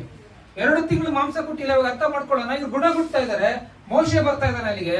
ಅಲ್ಲಿ ದೇವರು ಹೇಳ್ತಾ ಇದಾರೆ, ನೋಡು ಜನರು ಗುಣಗುಟ್ತಾ ಇದಾರೆ ಅಂತ. ಅವ್ರು ಮಾಡ್ಬೇಕಾಗಿದ್ದಂತ ಕೆಲಸ ಏನು ಅಂತಂದ್ರೆ, ಮೋಶೆ ಹತ್ರ ಕೇಳ್ಬೇಕಾಗಿತ್ತು, ಮೋಶೆ 2 ತಿಂಗಳಾಯ್ತಪ್ಪ ನಾನ್ ವೆಜ್ ಕೊಟ್ಟಿಲ್ಲ, ಸ್ವಲ್ಪ ಆದ್ರೂ ದೇವ್ರ ಹತ್ರ ಪ್ರಾರ್ಥನೆ ಮಾಡು, ನಮ್ಗೆ ನಾನ್ ವೆಜ್ ಸಿಕ್ಕು ಅಂತ ಮಾಡು ಅಂದ್ರೆ ಅಷ್ಟೇನಾ ಅಂತ ಹೇಳ್ಬಿಟ್ಟು ದೇವ್ರು ಏನ್ ಮಾಡ್ತಾ ಇದ್ರು, ಒದಗಿಸಿ ಕೊಡ್ತಾ ಇದ್ರು. ಗುಣಗುಟ್ಟ ಸ್ಟಾರ್ಟ್ ಮಾಡಿದ್ರಲ್ಲ, ದೇವ್ರಿಗೆ ಏನಾಯ್ತು, ಕೋಪ ಬಂತಂತೆ. ಸೊ ನಮ್ಮ ಒಂದು ಪರಿಸ್ಥಿತಿ ಹೇಗಿದೆ ಅಂತಂದ್ರೆ, ನಮ್ಮ ಜೀವಿತದಲ್ಲಿ ಏನೇ ಆಗಿರ್ಬೋದು ಗುಣಗುಟ್ಟ ಮಾಡ್ತಾರೆ. ಹಲ್ಲೆಲೂಯಾ. ಯಾಕೆ ಅಂತಂದ್ರೆ, ಗುಣಗುಟ್ಟುವಂಥದ್ದು ಧೂಪದ ರೀತಿಯಲ್ಲಿ ಕಾಯಿನನ ಕಾಣಿಕೆ ಆಗ್ತದೆ. ಯಾವಾಗ ನಾವು ಏನ್ ಮಾಡ್ತೇವೆ ಅಂತ ಇರುವಂತ ದೇವರ ಸ್ತೋತ್ರ ಅಂತ ಹೇಳ್ತೇವೆ. ನಮ್ಗೆ ದೇವರು ಏನಂತ ದೇವರ ವಾಕ್ಯ ಇರ್ತದೆ, ನೀನ್ ಯೋಚನೆ ಮಾಡಬೇಡ, ಅಷ್ಟು ಬ್ಲೆಸ್ ಮಾಡ್ತೀನಿ. ಹಾಲೆಲೂಯಾ. ಅದರ ವಾಕ್ಯವನ್ನು ಓದ್ಕೊಳ್ಳೋಣ. ಎಫೆಸದವರಿಗೆ ಬರೆದ ಪತ್ರಿಕೆ 3ನೇ ಅಧ್ಯಾಯ 20ನೇ ವಚನ. ನಮ್ಮಲ್ಲಿ ಕಾರ್ಯ ಸಾಧಿಸುವ ತನ್ನ ಶಕ್ತಿಯ ಪ್ರಕಾರ ನಾವು ಬೇಡುವುದಕ್ಕಿಂತಲೂ ಯೋಚಿಸುವುದಕ್ಕಿಂತಲೂ ಅತ್ಯಧಿಕವಾದದನ್ನು ಮಾಡಲು ಶಕ್ತನಾದ ದೇವರಿಗೆ ಸಭೆಯಲ್ಲಿಯೂ ಕ್ರಿಸ್ತ ಯೇಸುವಿನಲ್ಲಿಯೂ ತಲಾಂತರಕ್ಕೂ ಯುಗ ಯುಗಾಂತರಕ್ಕೂ ಸ್ತೋತ್ರ. ಆಮೆನ್. ಹಲ್ಲೆಲೂಯಾ. ಏನಂತೆ, ನಾವು ಆಲೋಚಿಸುವುದಕ್ಕಿಂತಲೂ ಬೇಡಿಕೊಳ್ಳುವುದಕ್ಕಿಂತಲೂ ಮತ್ತೆ ಇನ್ನೊಂದೇನಿದೆ, ಮೂರಿದೆ ಬೇಡುವುದಕ್ಕಿಂತಲೂ ಯೋಚಿಸುವುದಕ್ಕಿಂತಲೂ ಅತ್ಯಧಿಕವಾದದನ್ನು ಮಾಡಲು. ಹಲ್ಲೆಲೂಯಾ. ನಾವು ಬೇಡುವುದಕ್ಕಿಂತಲೂ ಯೋಚಿಸುವುದಕ್ಕಿಂತಲೂ ಅತ್ಯಧಿಕವಾದದನ್ನ ದೇವರು ಮಾಡ್ತಾರೆ. ಯಾವಾಗ? ಏಬೆಲನ ಕಾಣಿಕೆ ಇರುವಾಗ. ದೇವರು ಏಬೆಲನ ಎಷ್ಟು ಪ್ರೀತಿ ಮಾಡಿದ್ರು ನಿಮ್ಗೆ ಗೊತ್ತಾ? ಏಬೆಲ್ ಮುಖಾಂತರವಾಗಿ ದೇವರು ಒಂದು ಒಳ್ಳೆಯ ಒಂದು ಸಂತತಿಯನ್ನ ತರಬೇಕು ಅಂತ ದೇವರ ಒಂದು ಆಲೋಚನೆ. ಯಾವಾಗ ಏಬೆಲನ್ನು ಸತ್ತು ಹೋಗ್ತಾನೋ ಅವಾಗ ದೇವರ ಒಂದು ಪರಿಸ್ಥಿತಿ ಹೇಗಾಗಿರುತ್ತೆ ಅರ್ಥ ಮಾಡಿಕೊಳ್ಳಿ. ಅದಕ್ಕೆ ದೇವರು ಹೇಳ್ತಾರೆ, ಏಬೆಲ್ನ ಬದಲಾಗಿ ಸೇತ್ನ ಕೊಡ್ತಾರೆ. ಅದಕ್ಕೆ ಹಬಡು ಆ ತರ ಹೆಸರಿಡ್ತಾರೆ. ಏನಂತ, ನನ್ಗೆ ಇನ್ನೊಂದು ಮಗನನ್ನ ದೇವರು ಒದಗಿಸಿ ಕೊಟ್ಟಿದ್ದಾರೆ ಅಂತ ಹೇಳಿ ಅದಕ್ಕೆ ಸೇತ್ ಎಂಬುದಾಗಿ ಹೆಸರಿಡ್ತಾರೆ. ಹಲ್ಲೆಲೂಯಾ. ಈಗ ನಾವು ಅರ್ಥ ಮಾಡ್ಕೊಳ್ಬೇಕು, ಹೇಬೆಲ್ನ ಕಾಣಿಕೆಯನ್ನ ದೇವರು ಮೊದಲನೇದಾಗಿ ಅಕ್ಸೆಪ್ಟ್ ಮಾಡ್ತಾ ಇದ್ದಾರೆ ಅಂತಂದ್ರೆ, ಹೇಬೆಲನ್ನು ದೇವರ ಕುರಿತಾಗಿ ಅರ್ಥ ಮಾಡ್ಕೊಂಡಿದ್ದಾನೆ. ಹೇಬೆಲಿಗೆ ಗೊತ್ತಿದೆ ದೇವರಿಗೆ ಏನ್ ಕೊಡ್ಬೇಕು, ಯಾವಾಗ ಕೊಡ್ಬೇಕು, ಹೆಂಗ್ ಕೊಡ್ಬೇಕು ಎಂಬುದಾಗಿ. ಹಲ್ಲೆಲೂಯಾ. ಇದನ್ನ ನಾವು ಅರ್ಥ ಮಾಡ್ಕೊಳ್ಬೇಕು. ನಮ್ಗೆ ಒಂದು ನಾಲೆಜ್ ಬರ್ಬೇಕು. ದೇವರಿಗೆ ನಾವು ಹೇಗೆ ಏನಂತ ಹೇಳ್ಬೋದು, ನಾವು ದೇವರನ್ನ ಹೇಗೆ ಸಂಧಿಸಬೇಕು ಎಂಬುದಾಗಿ. ಕಾಯಿನಿಗೆ ಗೊತ್ತಿದ್ದು ದೇವರನ್ನ ಹೇಗೆ ಸಂಧಿಸಬೇಕು ಅಂತ. ಕಾಯಿನಿಗೆ ಗೊತ್ತಿದ್ದು ದೇವ್ರು ತಗೊಂಡು ಹೋಗ್ಬೇಕು, ಕೊಡ್ಬೇಕು ಅಂತ. ಹೇಬೆಲ್ಗೆ ಗೊತ್ತಿತ್ತು ಏನ್ ಮಾಡ್ಬೇಕು ಎಂಬುದಾಗಿ. ಹಲ್ಲೆಲೂಯಾ. ಅದಕ್ಕೆ ದೇವರು ಏನ್ ಮಾಡ್ರು, ಅವನ ಕಾಣಿಕೆಯನ್ನ ಏನ್ ಮಾಡಿದ್ರಂತೆ, ಮೆಚ್ಚಿಕೊಂಡ್ರು. ಆದ್ರೆ ಇವನ ಕಾಣಿಕೆಯನ್ನ ದೇವರು ಮೆಚ್ಚಿಕೊಂಡಿಲ್ಲ. ಹೀಗಾಗಿ ನಾವು ಅರ್ಥ ಮಾಡ್ಕೊಳ್ಬೇಕು. ಈಗ ನಾನು ಏನಪ್ಪ, ಕಾಯಿನ ಒಂದು ಕಾಣಿಕೆ ಬಗ್ಗೆ ಮಾತಾಡ್ತಾ ಇದ್ದಾರೆ, ಹೇಬೆಲ್ನ ಕಾಣಿಕೆ ಬಗ್ಗೆ ಮಾತಾಡ್ತಾ ಇದ್ದಾರೆ, ನಾನು ಏನ್ ತಗೊಳ್ಬೇಕು ಅಂತ ನೀವು ಕೇಳುವಾಗ ನಾನು ಹೇಳ್ತಾ ಇದ್ದೇನೆ, ನೀವು ಕಾಣಿಕೆ ಬಗ್ಗೆ ನೋಡ್ಬೇಡ್ರಿ, ಮನ ಪರಿಸ್ಥಿತಿ ಬಗ್ಗೆ. ಹಲ್ಲೆಲೂಯಾ. ಕಾಣಿಕೆ ಎಷ್ಟು ಕೊಡ್ತಾ ಇದ್ರು ಅನ್ನೋದು ಇಂಪಾರ್ಟೆಂಟ್ ಅಲ್ಲ, ಹೇಗೆ ಕೊಡ್ತಾ ಇದ್ರು ಅನ್ನೋದು ಇಂಪಾರ್ಟೆಂಟ್. ಹಾಲೆಲೂಯಾ. ಈಗ ಅದು ಏನೇ ಆಗಿರ್ಲಿ, ನನ್ನ ಒಂದು ವಾಕ್ಯ ಏನಂತಂದ್ರೆ ನೀವು ಕ್ರಿಸ್ತನ ಪರಿಮಳವಾಗಿದ್ದೀರಾ. ಹಾಲೆಲೂಯಾ. ಏನಂತೆ? ದೇವರ ಸಮ್ಮುಖದಲ್ಲಿ ನೀವು ಕ್ರಿಸ್ತನ ಪರಿಮಳವಾಗಿದ್ದೀರಾ. ಹಾಲೆಲೂಯಾ. ಈಗ ಅರ್ಥ ಮಾಡ್ಕೊಳ್ಳೋಣ, ಒಂದು ಎಕ್ಸಾಂಪಲ್ ನಾವು ಇಟ್ಕೊಳ್ಳೋಣ, ನೋಡೋಣ. ಒಂದು ಎಕ್ಸಾಂಪಲ್ ನಹೋಮಿನ ತಗೊಳ್ತೀವಿ. ಇವಾಗ ಹೇಬೇಲು ಕಾಣಿಕೆಯನ್ನ ಕೊಡ್ತಾ ಇದ್ದಾರೆ. ಇವಾಗ ಕಾಣಿಕೆ ಹೇಬೇಲ್ ಕೊಟ್ಟಿಲ್ಲ, ನಹೋಮಿ ಕೊಟ್ಟಿದ್ದು ಅಂದ್ರೆ ಹೇಗಿರುತ್ತೆ? ಒಂದು ಮಾತಿಗೆ, ಒಂದು ಅಂಡರ್ಸ್ಟ್ಯಾಂಡಿಂಗ್ ಹೇಳ್ತಾ ಇದ್ದೇನೆ. ಯೇಸು ಸ್ವಾಮಿ ಏನೇನ್ ಶಿಲುಬೆ ಮೇಲೆ ಮಾಡಿದ್ರು ಅದು ದೇವರಿಗೆ ಸುಗಂಧವಾಗಿ ಇತ್ತು, ಕರೆಕ್ಟ್ ಆಗಿತ್ತಂತೆ, ಪರ್ಫೆಕ್ಟ್ ಆಗಿತ್ತಂತೆ. ಒಂದೇ ಒಂದು ದೋಷ ಕೂಡ ಯೇಸು ಸ್ವಾಮಿ ಇರಲಿಲ್ಲ. ಆದ್ರೆ ಅವ್ರು ನಮಗಾಗಿ ಪ್ರಾಣ ಕೊಟ್ರಲ್ಲ, ಅವ್ರ ಸ್ಥಳವನ್ನ ನಾವು ತಗೊಂಡಿದ್ದೇವೆ. ನಾನು ದೇವರ ಪ್ರಸನ್ನತೆಯಲ್ಲಿ ಹೋಗುವಾಗ ನನ್ನನ್ನ ಅನೋಕ ಅಂತ ನೋಡಲ್ಲ ಯೇಸು ಸ್ವಾಮಿ. ದೇವರು ನೋಡ್ತಾರೆ, ಕ್ರಿಸ್ತನ ಅಂತ ನೋಡ್ತಾರೆ. ಹೇಗ್ ನೋಡ್ತಾರೆ? ಹೇಬೇಲನ ಕಾಣಿಕೆ ಹೇಗೆ ಇತ್ತು, ಕ್ರಿಸ್ತನ ಕಾಣಿಕೆ ಇನ್ನ ಪರ್ಫೆಕ್ಟ್ ಆಗಿತ್ತಂತೆ. ಹೇಬೇಲನ ಕಾಣಿಕೆ ಒಂದು ಫೋರ್ ಶಾಡೋ ಅಷ್ಟೇ, ಪರ್ಫೆಕ್ಟ್ ಆಗಿ ಇರುವಂತ ಒಂದು ಯಜ್ಞ ಏನು ಅಂತ ಹೇಳೋದು ಮುಂದೆ ನಡೆಯುವಂತದ್ದು, ತೋರಿಸುವಂತದ್ದು ಅಷ್ಟೇ. ಈಗ ಮನೆ ಕಟ್ಟೋದಕ್ಕಿಂತ ಮುಂಚೆ ಮಾಮವ್ರಿಗೆ ಗೊತ್ತಿರುತ್ತೆ, ಮನೆ ಕಟ್ಟೋದಕ್ಕಿಂತ ಮುಂಚೆ ಡ್ರಾಯಿಂಗ್ ಮಾಡ್ತಾರೆ, ಸ್ಕೆಚ್ ಮಾಡ್ಕೊತಾರೆ, ಹೇಗೆ ಬರ್ಬೇಕು ಬ್ಲೂ ಪ್ರಿಂಟ್ ಹಾಕೊಳ್ತಾರೆ. ಅದೇ ರೀತಿಯಲ್ಲಿ ಹೇಬೆಲ್ನ ಕಾಣಿ ಕ್ರಿಸ್ತನ ಒಂದು ಇದು ಹೇಗಿರ್ತದೋ ಅದೇ ರೀತಿಯಲ್ಲಿ ಹೇಬೆಲ್ ಇತ್ತಂತೆ. ಹೇಬೆಲನ ಕಾಣಿಕೆ ಹೇಗಿತ್ತಂತೆ? ಯಾವುದೇ ರೀತಿಯಲ್ಲಿ ದೋಷ ಇದ್ದಿಲ್ಲ. ಅದು ಫೋರ್ ಶಾಡೋ ಇತ್ತು, ಕ್ರಿಸ್ತನು ಏನೇನು ಮಾಡ್ತಾರೆ ಎಂಬುದಾಗಿ. ಹಾಲೆಲೂಯಾ. ಈಗ ನಾವು ಅರ್ಥ ಮಾಡ್ಕೊಳ್ಬೇಕು, ನಾವು ದೇವರ ಪ್ರಸನ್ನತೆಯಲ್ಲಿ ನಾನು ಹೋಗುವಾಗ ದೇವರ ಅನುಕರಣ ನೋಡೋದಿಲ್ಲ, ದೇವರ ಕ್ರಿಸ್ತನನ್ನ ನೋಡ್ಕೊಳ್ತಾರೆ. ಯಾಕೆ ಅಂತ ನಾನು ಕ್ರಿಸ್ತನ ಹೆಸರು. ಈಗ ನಾವು ಒಂದು ಜಸ್ಟ್ ಒಂದು ಕ್ವಶನ್ ಅನ್ನ ಕೇಳ್ತೇನೆ. ಈಗ ಇಬ್ರು ಅಣ್ಣ ತಮ್ಮಂದಿರು ಜಗಳ ಮಾಡ್ತಿದ್ರು ಆಶೀರ್ವಾದಕ್ಕಾಗಿ. ಯಾರ್ಯಾರು? ರಾಜೇಶ್ ಇಲ್ಲ, ಅಣ್ಣ ತಮ್ಮಂದಿರು ಜಗಳ ಮಾಡ್ತಿದ್ರು. ಐಸಾಕ್ ಅಂಡ್ ಐಸಾಕ್ ಅಲ್ಲ, ಐಸಾಕ್ ಮಕ್ಕಳು ಹೌದು. ಏಸಾವ್ ಅಂಡ್ ಹೊಟ್ಟೆಲಿರುವಾಗ ಜಗಳ ಸ್ಟಾರ್ಟ್ ಅಂತ. ಯಾಕೆ? ಯಾರು ಫಸ್ಟ್ ಹುಟ್ಟುತ್ತಾರೋ ಅವ್ರಿಗೆ ಆಶೀರ್ವಾದ. ನಾನು ಹುಟ್ತೀನಿ ಬಾ, ನಾನು ಹುಟ್ತೀನಿ. ಹೊಟ್ಟೆಲ್ಲೇ ಜಗಳ ಅಂತ. ಹೊಟ್ಟೆಲ್ ಜಗಳ ಮಾಡೋದು ನೋಡಿ ಇವ್ರ ಅಮ್ಮಗ್ ಬೇಜಾರಾಯ್ತಂತೆ. ಯಾಕೋ ಕಿತ್ತಾಡ್ತೀರ, ಯಾರೋ ಒಬ್ರು ಬಂದ್ರು ಅಂತ ಹೇಳ್ಬಿಟ್ಟು ಹೇಳ್ತಿದ್ರಂತೆ. ಸೊ ಅಲ್ಲಿ ಏನಾಯ್ತಂತೆ, ಇಲ್ಲ ಅರ್ಥ ಮಾಡ್ಕೊಳ್ಬೇಕು, ತಾಯಿಗೆ ಅವ್ರ ಮಕ್ಕಳ ಕುರಿತಾಗಿ ಇವನಿಂಗೆ ಅಂತ ಆಲ್ರೆಡಿ ಗೊತ್ತಿರ್ತಂತೆ. ಅವ್ರು ಏನೇ ಇರ್ಲಿ, ಏನೇ ಆಗಿ ಹೆಂಗೆ ಇರ್ಲಿ, ನನ್ನ ಮಗ ಒಳ್ಳೆಯವನು ಅಂತ ಗೊತ್ತಿರುತ್ತೆ. ಹಾಲೆಲೂಯಾ. ಇವು ನಾನು ಅರ್ಥ ಮಾಡ್ಕೊಳ್ಬೇಕು, ಅಲ್ಲಿ ಮೊದಲನೇದಾಗ ಹುಟ್ಟಬೇಕಾಗಿದ್ದು ಯಾರು? ಯಾಕೋಬ, ಓಕೆನಾ? ಆದ್ರೆ ಹುಟ್ಟಿದ್ ಯಾರು? ಅದಕ್ಕೆ ನಾವು ನೋಡ್ಕೊಳ್ಳೋ ಪ್ರೂಫ್ ಎಲ್ಲ ಇದೆ. ಏಸಾವ ಫಸ್ಟ್ ಬರ್ತಾ ಇದ್ದಾಗೆ ಅವ್ರು ಕಾಲ್ ಹಿಡ್ಕೊಂಡು ಬರ್ತಾನಂತೆ. ಯಾರು? ಅದಕ್ಕೆ ಅವ್ನು ಹೇಳ್ತಾನೆ, ಕಾಲ್ ಹಿಡ್ಕೊಂಡು ಬಂದಿದ್ದೀನಿ. ಯಾಕೋಬ ಅರ್ಥ ಏನಂತೆ? ಕಾಲ್ ಹಿಡ್ಕೊಂಡು ಬಂದವನು, ಹಿಮ್ಮಡಿ ಹಿಡ್ಕೊಂಡು ಬಂದವನು ಅಂತ. ಇವಾಗ ನಾವು ಅರ್ಥ ಮಾಡ್ಕೊಂಡು ಹೊಟ್ಟೆಗೆ ಜಗಳ ಮಾಡ್ತಾ ಇದ್ರು. ಇವಾಗ ಆಶೀರ್ವಾದ ಯಾರಿಗೂ ಬೇಕಾಗಿತ್ತು? ಆಶೀರ್ವಾದ ಯಾಕೋಬನಿಗೆ ಹೋಗ್ಬೇಕಾಗಿತ್ತು. ಆದ್ರೆ ಇಲ್ಲಿ ನಾವು ಅರ್ಥ ಮಾಡ್ಕೊಳ್ಬೇಕು, ಅವ್ನ ತಂದೆಯಿಂದ ಆಶೀರ್ವಾದ ತೆಗೆದುಕೊಳ್ತಾ ಇರುವಾಗ ತಂದೆ ಅವನ ಕರೀತಾನಂತೆ. ಅವನಿಗೆ ಕಣ್ ಕಾಣಿಸ್ತಾರಲ್ಲ ಇಸಾಕನಿಗೆ, ಅವ್ನು ಹೇಳ್ತಾನಂತೆ, ನಿನ್ ಧ್ವನಿ ಯಾಕೋ ಬರ್ತಾನೆ ಇದಲ್ಲ. ಇಲ್ಲಪ್ಪ, ನಾನು ಏಸಾವ ನನ್ಗೆ ಆಶೀರ್ವಾದ ಮಾಡು ಅಂತ ಹೇಳ್ತಾನೆ. ಏನಂತೆ? ನಾನು ಏಸಾವ ನನಗೆ ಆಶೀರ್ವಾದ ಮಾಡು ಅಂತ ಹೇಳ್ತಾನಂತೆ. ಅವ್ನು ಹೇಳ್ತಾನೆ, ನಿನ್ನ ಹತ್ರ ಬಾ, ನಾನು ನಿನ್ನ ಮುಟ್ಟಿ ನೋಡ್ತೇನೆ ಅಂತ. ಏನಂತೆ? ಹತ್ರ ಬಾ, ನಾನು ನಿನ್ನ ಮುಟ್ಟಿ ನೋಡ್ತೇನೆ. ಯಾಕೆಂದ್ರೆ ಅವ್ನ ಮೈಯಲ್ಲೆಲ್ಲ ಕೂದ್ಲಿತ್ತಂತೆ. ಯಾರಿಗೆ? ಅಣ್ಣನಿಗೆ, ಏಸಾವನಿಗೆ. ಅವ್ನು ಏಸಾವನಿಗೆ ಆಶೀರ್ವಾದ ಮಾಡ್ಬೇಕಾಗಿತ್ತು. ಅವ್ನಿಗೆ ತಂದೆಗೆ ಕಣ್ಣು ಕಾಣಿಸ್ತಾ ಇದ್ದಿಲ್ಲ. ಅದಕ್ಕೆ ಮಗನನ್ನ ಕರೀತಿದ್ದ, ಹತ್ರ ಬಾ ಅಂತ. ಹೆಂಗಪ್ಪ ನಾನು ಹೋಗೋದು, ನನ್ನ ಕೈಯಲ್ಲಂತೂ ಕೂದಲಿಲ್ಲ. ತಂದೆ ನೋಡಿದ ತಕ್ಷಣ ಕಣ್ಣಿಟ್ಟು ಬಿಡ್ತಾರೆ, ನೀನು ಯಾಕೋಬ, ನೀನೇನ್ ಮಾಡ್ತೀಯಾ? ಮೋಸ ಮಾಡ್ತೀನಿ, ನಿನ್ಗೆ ಆಶೀರ್ವಾದ ಇಲ್ಲ, ನಿನ್ಗೆ ಶಾಪ ಕೊಡ್ತೀನಿ ತಗೋ ಅಂತ ಹೇಳ್ತಾರಂತ. ಭಯ ಆಗ್ಬಿಡ್ತಂತೆ. ಅವ್ರ ಅಮ್ಮ ಹೇಳ್ತಾರೆ, ಇಲ್ಲ, ನಿನ್ಗೆ ಶಾಪ ಆದ್ರೆ ನನಗೆ ಇರ್ಲಿ, ಆದ್ರೆ ನೀನ್ ಆಶೀರ್ವಾದ ತಗೋ ಮಗನೆ ಅಂತ ಹೋಗಿ ಕಳಿಸ್ತಾರಂತೆ. ಕಳಿಸ್ತಾ ಇರುವಾಗ ಅವನ ಮೇಲೆ ಏನಾಗ್ತಾರಂತೆ, ಒಂದು ಕುರಿಯ ಒಂದು ಸ್ಕಿನ್ ಅನ್ನ ಅವ್ರ ಮೇಲೆ ಹಾಕಿ ಅವ್ನ ತಂದೆ ಮುಟ್ಟಿ ನೋಡ್ತಾರೆ. ಧ್ವನಿ ಯಾಕೋ ಹೇಗಿದೆ ಅಂತ? ಧ್ವನಿ ಯಾಕೋಬನ್ ತರ ಇದೆ. ಅದ್ರ ಮುಟ್ಟಿ ನೋಡಿದ್ರೆ ಏನೋ ಡಿಫ್ರೆಂಟ್ ಇದೆ ಅಲ್ಲ ಅಂತ ಹೇಳಿ ಅವನು ಆಶೀರ್ವಾದ ಮಾಡ್ತಾರೆ. ನೀನು ಕ್ರಿಸ್ತನ ಪರಿಮಳವಾಗಿದ್ದು ದೇವರ ಒಂದು ಪ್ರಸನ್ನತೆಯಲ್ಲಿ ನೀನು ಹೋಗುವಾಗ ದೇವರು ಹೇಗೆ ನೋಡ್ತಾರಂತೆ? ಧ್ವನಿ ಹೇಗೋ ಇದೆ, ಆದ್ರೆ ನೀನು ಕ್ರಿಸ್ತನು ಅಂತ ಹೇಳಿ ದೇವರು ನೋಡ್ತಾರೆ. Hallelujah, hallelujah. ಇದನ್ನ ನಾವು ಅರ್ಥ ಮಾಡ್ಕೊಳ್ಬೇಕು. ನಾವು ಏನಾಗಿದ್ದೇವಂತೆ? ಕ್ರಿಸ್ತನ ಪರಿಮಳವಾಗಿದ್ದೇವೆ ಅಂತೆ. ಸ್ವೀಟ್ ಅರೋಮಾ, ನಾವು ಒಂದು ಪರಿಮಳವಾಗಿದ್ದೇವೆ. ಹಾಲೆಲೂಯಾ. ನೀವು ಎಲ್ಲೇ ಹೋಗ್ರಿ, ನಡ್ಕೊಂಡು ಹೋಗ್ತಾ ಇರಿ, ನಾನು ಪರಿಮಳವಾಗಿದ್ದೇನೆ. ಹಾಲೆಲೂಯಾ. ನಿಮ್ಗೆ ಗೊತ್ತಾ ದೆವ್ವಗಳು ಯಾಕೆ ಬರ್ತದೆ ಅಂತ? ಎಲ್ಲಿ ವಾಸನೆ ಇರುತ್ತೆ ಅಲ್ಲೇ ಸೊಳ್ಳೆ ಬರೋದು, ಅಲ್ಲೇ ನೊಣ ಬರೋದು, ಎಲ್ಲ ಬರೋದು ಅಲ್ಲೇ. ಎಲ್ಲಿ ಮನುಷ್ಯ ಕೆಟ್ಟು ಹೋಗಿರ್ತಾನೆ, ಹಾಳೋಗಿರ್ತಾನೆ, ಅವ್ರ ಒಳಗಡೆ ದೆವ್ವಗಳು ಬರೋದಂತೆ. ಎಲ್ಲಿ ಮನುಷ್ಯ ದೇವರ ಶಕ್ತಿಯಿಂದ ನಡ್ಕೊಂಡು ಹೋಗ್ತಾ ಇರ್ತಾನೆ, ದೆವ್ವಗಳು ಓಡಿ ಹೋಗ್ತದಂತೆ. ಹಾಲೆಲೂಯಾ. ಇವಾಗ ನಾವು ಅರ್ಥ ಮಾಡ್ಕೊಳ್ಬೇಕು, ನಾನು ಕ್ರಿಸ್ತನ ವಾಸನೆ ಆಗಿರುವಾಗ, ನಾನು ನಡ್ಕೊಂಡು ಹೋಗುವಾಗ ನಾನು ಸಾಕ್ಷಿಯಾಗಿರ್ಬೇಕು. ಹಾಲೆಲೂಯಾ. ಇವಾಗ ನಾವು ಅರ್ಥ ಮಾಡ್ಕೊಳ್ಳೋಣ. ನಾನು ನಿಜವಾಗ್ಲೂ ಒಂದು ಸಂಗತಿನೇ ಹೇಳ್ತೇನೆ. ಆತ್ಮಿಕವಾಗಿರುವಂತ ಸಂಗತಿ ಏನು ಅಂತಂದ್ರೆ, ನೀವು ಈ ಲೋಕದಲ್ಲಿ ನೀವು ಸೆಂಟ್ ಹಾಕೊಂಡ್ರಿ, ಸೆಂಟ್ ಹಾಕೊಂಡಿರ ಇರ್ರಿ, ಆದ್ರೆ ನೀವು ಏನಂತೆ ಒಂದು ಸ್ಪಿರಿಚುವಲ್ ಆಗಿ, ಆತ್ಮಿಕವಾಗಿ ಒಂದು ದೇವರಿಗೆ ಪರಿಮಳವಾಗಿದ್ದೀರ. ಹಾಲೆಲೂಯಾ. ನೀವೆಲ್ಲ ನಿಂತ್ಕೊಳ್ರಿ, ಒಂದು ಬೇರೆ ನಾನ್ ಬಿಲೀವರ್ ಜೊತೆ ಮಾತಾಡ್ತಾರೆ, ಸ್ಪಿರಿಚುವಲ್ ಆಗಿ ನೀವು ಒಳಗಡೆಯಿಂದ ಒಂದು ಅರೋಮಾ ಕ್ರಿಯೇಟ್ ಆಗ್ತದೆ. ಹಾಲೆಲೂಯಾ. ಆ ಅರೋಮಾ ಒಂದು ಡಿಫ್ರೆಂಟ್ ಆಗಿರುವಂತ ಎನ್ವೈರನ್ಮೆಂಟ್ ನ ಚೇಂಜ್ ಮಾಡ್ತದೆ. ಹಾಲೆಲೂಯಾ. ಅದಕ್ಕೆ ನೀನ್ ಅರ್ಥ ಮಾಡ್ಕೊಳ್ಬೇಕು, ಮೊದಲನೇದಾಗಿ ನೀನು ದೇವರ ಸುಗಂಧ ದ್ರವ್ಯ ಆಗಿದೆ. ಹಾಲೆಲೂಯಾ. ಅಂತ ಸುವಾಸನೆಯನ್ನು ಉಂಟು ಮಾಡುವಂತ ಸುಗಂಧ ದ್ರವ್ಯ ಅಂತ ನೀನು. ಹಾಲೆಲೂಯಾ.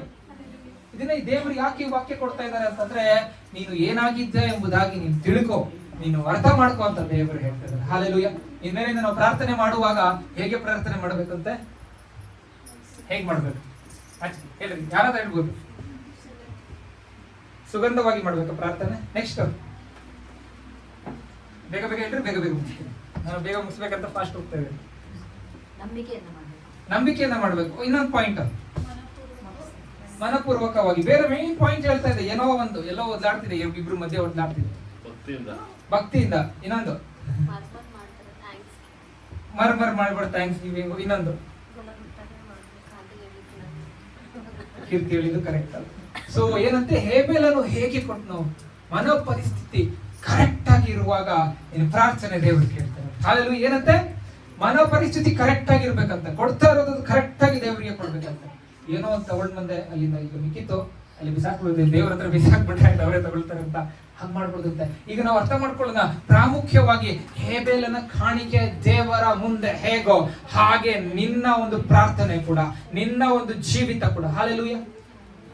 ಹೇಬೇಲನ ಕಾಣಿಕೆನ ದೇವರು ಮೆಚ್ಚಿಕೊಂಡ್ರಂತೆ, ಕ್ರಿಸ್ತನ ಕಾಣಿಕೆನ ಕೂಡ ದೇವರು ಮೆಚ್ಚಿಕೊಂಡಿದ್ದಾರೆ. ಕ್ರಿಸ್ತನ ಕಾಣಿಕೆ ಏನ್ ಗೊತ್ತಾ, ಕೂತ್ಕೊಂಡಿರುವಂತ ನಾವು. ಹಾಲೆಲೂಯಾ. ದೇವರ ತಿರಸ್ಕಾರ ಮಾಡಕ್ಕಾಗದೇ ಇರುವಂತದ್ದು ಏನು ಅಂತಂದ್ರೆ, ಕ್ರಿಸ್ತನ ಮುಖಾಂತರವಾಗಿ ದೇವರಿಗೆ ಸಮರ್ಪಣೆ ಆಗಿರುವಂತದನ್ನ ದೇವರು ತಿರಸ್ಕಾರ ಮಾಡುವುದಿಲ್ಲ. ಹಾಲೆಲೂಯಾ. ಇಲ್ಲ ಅರ್ಥ ಮಾಡ್ಕೊಳ್ಳೋಣ, ಎಷ್ಟು ದೊಡ್ಡ ಒಂದು ಪದವಿಯನ್ನ ದೇವರು ನಮಗೆ ಕೊಟ್ಟಿದ್ದಾರೆ. ಹಾಲೆಲೂಯಾ.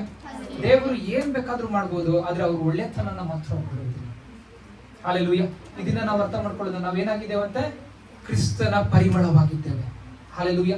ನಾನು ಎಲ್ಲೇ ಹೋದ್ರು ನಾನೊಂದು ಸಾಕ್ಷಿಯಾಗಿರ್ಬೇಕು, ನಮ್ಮ ಮನ ಪರಿಸ್ಥಿತಿ ಕರೆಕ್ಟ್ ಆಗಿರ್ಬೇಕು, ನಾವು ಗುಣಗುಟ್ಟ ಮಾಡೋದು, ನಾವು ದೇವರಿಗೆ ಏನಂತ ಹೇಳ್ಬಿಟ್ಟು ನಾವು ಯಾವಾಗೂ ಕೂಡ ಏನ್ ಮಾಡ್ಬೇಕಂತ, ನಾವು ಸ್ತೋತ್ರವನ್ನ ಸ್ತುತಿಯನ್ನ ಸಲ್ಲಿಸುವಂತ ಹೇಬೇಲನ ಹಾಗೆ ನಾವು ಕಾಣಿಕೆಯನ್ನ ದೇವರಿಗೆ ಕೊಡ್ಬೇಕಂತ. ಹಾಲೆಲೂಯಾ. ಒಂದು ವಿಚಾರವನ್ನ ಹೇಳಿ ಮುಗಿಸ್ತಾರೆ. ಎಷ್ಟು ಜನ ಇಲ್ಲಿ ಕೂತ್ಕೊಂಡಿರೋರು ದೇವರಿಗೆ ಖುಷಿ ಪಡಿಸ್ಬೇಕಂತ ಇಷ್ಟ ಆಗುತ್ತೆ? ಓಕೆ. ಎಷ್ಟು ಜನಕ್ಕೆ ದೇವರನ್ನ ಖುಷಿ ಪಡ್ಬೇಕು ಅಂದ್ರೆ ಹೇಗೆ ಅಂತ ಗೊತ್ತಿಲ್ಲ? ಯಾರಾದ್ರೂ ಹೇಳ್ತೀರಾ? ಎಲ್ರಿಗೂ ಇಷ್ಟ. ಯಾರು ಉತ್ತರ ಹೇಳ್ತೀರಾ? ಹೇಗೆ ಖುಷಿ ಪಡಿಸ್ತೀನಿ ನಾನು ದೇವರಿಗೆ? ಒಳ್ಳೆ ಕೆಲಸ ಮಾಡ್ಬೇಕು, ಬದುಕುವುದು ಸಾಕ್ಷಿಯಾಗಿರ್ಬೇಕು, ಸಾಕ್ಷಿಯಾಗಿ ಬದುಕಬೇಕು. Okay, 2 point.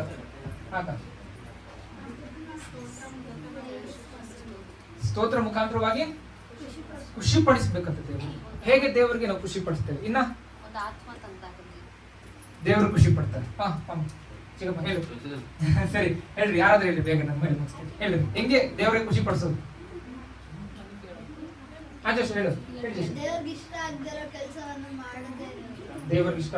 Very good. Okay, next main point. Okay, ಗಲಾತ್ಯದವರಿಗೆ ಬರೆದ ಪತ್ರಿಕೆ 5ನೇ 22ನೇ ಅಂಶ. ದೇವರಾತ್ಮನಿಂದ ಉಂಟಾಗುವ ಫಲವೇನೆಂದರೆ ಪ್ರೀತಿ, ಸಂತೋಷ, ಸಮಾಧಾನ, ಧೈರ್ಯ, ಶಾಂತಿ, ದಯೆ, ಉಪಕಾರ, ನಂಬಿಕೆ, ಸಾಧುತ್ವ, ಕ್ಷಮೆ, ದಮೆ, ಇವುಗಳೆಲ್ಲ. ಇವಾಗ ಹೇಳ್ರಿ, ದೇವ್ರನ್ನ ಹೇಗೆ ಖುಷಿ ಪಡೋದು?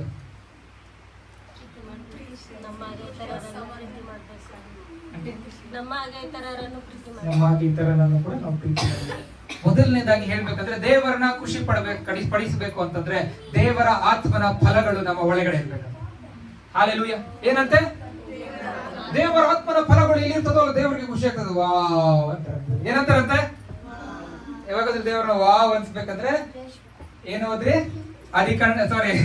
ಗಲಾತ್ಯದವರಿಗೆ ಬರೆದ ಪತ್ರಿಕೆ 5ನೇ 22ನೇ ವಿಚಾರ ನಾನು ಹೇಳ್ತೇನೆ ನೋಡ್ರಿ. ಯಾಕೆ ದೇವರು ವಾವ್ ಅಂತಂದ್ರೆ, ದೇವರಿಗೆ ಮೆಚ್ಚುಗೆ ಆಗುವಂತ ವಿಚಾರಗಳು ಇದ್ರಲ್ಲಿ ಇದೆ. ಹಾಲೆಲೂಯಾ. ದೇವರ ವಾಕ್ಯ ಹೇಳ್ತದೆ, ಪರಲೋಕ ರಾಜ್ಯ ಇಲ್ಲಿದೆ ಅಲ್ಲಿದೆ ಅಂತ ನೋಡ್ಬೇಡ, ಮೇಲಿದೆ ಕೆಳಗಡೆ ಇದೆ ಅಂತ ನೋಡ್ಬೇಡ, ಪರಲೋಕ ರಾಜ್ಯ ನಿನ್ನ ಒಳಗಡೆ ಇದೆ. ಎಲ್ಲಿದೆ ಅಂತೆ? ದೇವರು ನಮ್ಮ ಒಳಗಡೆ ಏನೇನ್ ಕೊಟ್ಟಿದ್ದಾರೆ ಅಂತಂದ್ರೆ ಪವಿತ್ರ ಆತ್ಮನನ್ನ ಕೊಟ್ಟಿದ್ದಾರೆ. ಹಾಲೆಲೂಯಾ. ಇವಾಗ ನಾನು ಹೇಳ್ತೇನೆ ನೋಡ್ರಿ, ಫಲ ಅಂತಂದ್ರೆ ಏನು? What is the fruit? ನಾನು ಯಾಕೆ ಹೇಳ್ತೇನೆ ಅಂತ ನಾನು ಹೇಳ್ದೆ, ಅರೋಮವನ್ನ ನಾವು ಕ್ರಿಯೇಟ್ ಮಾಡ್ಬೇಕು ದೇವರಿಗೆ ಅಂತಂದ್ರೆ, ಆ ಅರೋಮವನ್ನ ಕ್ರಿಯೇಟ್ ಮಾಡುವಾಗ ದೇವರನ್ನ ಖುಷಿ ಪಡಿಸ್ಬೇಕು ಅಂತಂದ್ರೆ ಪವಿತ್ರ ಆತ್ಮನ ಫಲಗಳು ನನ್ನ ಒಳಗಡೆ ಇರ್ಬೇಕಂತ. ನೀನ್ ಯಾರಿಗಾದ್ರೂ ಪ್ರೀತಿ ಮಾಡ್ತಾ ಇದೀಯಾ, ಏನೋ ನಿಷ್ಕಳಂಕವಾಗಿ ಇಟ್ಕೊಳ್ದಿರ ನೀನ್ ಎಲ್ಲರಿಗೂ ಪ್ರೀತಿ ತೋರಿಸ್ತಾ ಇದೀಯಾ, ಅದು ದೇವರಿಗೆ ಫಲ ಅಂತೆ. ಏನಂತೆ ನಾನು ಹೇಳ್ತೇನೆ ನೋಡ್ರಿ, ನಮ್ಮ ಫಲ ನಾವು ತಿನ್ನಕ್ ಆಗೋಲ್ಲ. ನಾವು ಅನ್ಕೊಳ್ಬೋದೇ ನಾನು ಫಲ ಕೊಡ್ತಾ ಇದೀನಪ್ಪ, ನಾವು ಖುಷಿ ಪಡಕ್ಕಾಗಲ್ಲ, ಫಲ ಕೊಡ್ತೇವೆ ನಾವು ದುಃಖ ಪಡ್ತೀವಿ, ಫಲ ಕೊಡ್ತೇವೆ ನಮಗೆ ನೋವಾಗ್ತದೆ, ಫಲ ಕೊಡ್ತೇವೆ ನಾವು ಕಣ್ಣೀರಿರ್ತೀವಿ, ಆದ್ರೆ ದೇವರ ಸಮ್ಮುಖದಲ್ಲಿ ಇರ್ತೀವಿ. ಹೊರಗಡೆ ಇರೋರು ಏನ್ ತೋರಿಸ್ತೀವಂತೆ? ದೀರ್ಘ ಶಾಂತಿ, ಅಲ್ಲಿ ಪ್ರೀತಿ, ಸತ್ಯತೆ, ಇದನ್ನ ನಾವು ತೋರಿಸ್ತೇವೆ ಅಂತೆ. ಇರುವಂತ ದೇವರ ಎಲ್ಲ ಹೊರ ಫಲಗಳನ್ನ ನಾವು ನಮ್ಮ ಜೀವಿತದಲ್ಲಿ ಏನ್ ಮಾಡ್ತೇವೆ ಅಂತೆ. ಯಾವತ್ತು ಅರ್ಥ ಮಾಡ್ಕೊಳ್ಳಿ, ಫಲ ನಿಮ್ದಲ್ಲ, ಫಲ ನಿಮ್ಮಿಂದ ಉಂಟಾಗುತ್ತೆ, ಆದ್ರೆ ಬೇರೆಯವರು ತಿಂತಾರೆ, ಅವ್ರು ಎಂಜಾಯ್ ಮಾಡ್ತಾರೆ. ನಿಮ್ಮಿಂದ ಏನ್ ಫ್ರೂಟ್ ಬರುತ್ತಲ್ಲ, ವಾ ಏನ್ ಸ್ವೀಟ್ ಆಗಿದೆ, ಏನ್ ಸ್ವೀಟ್ ಆಗಿದೆ. Fruit of the holy spirit ಯಾವ ವ್ಯಕ್ತಿಯಿಂದ ಫಲ ಬರ್ತಾ ಇದೆ, ಆ ವ್ಯಕ್ತಿ ಏನ್ ಮಾಡ್ತಾನೆ, ಅದು ಬೇರೆಯವರಿಗಾಗಿ ಕೊಡ್ತಾ ಇದ್ದಾನೆ.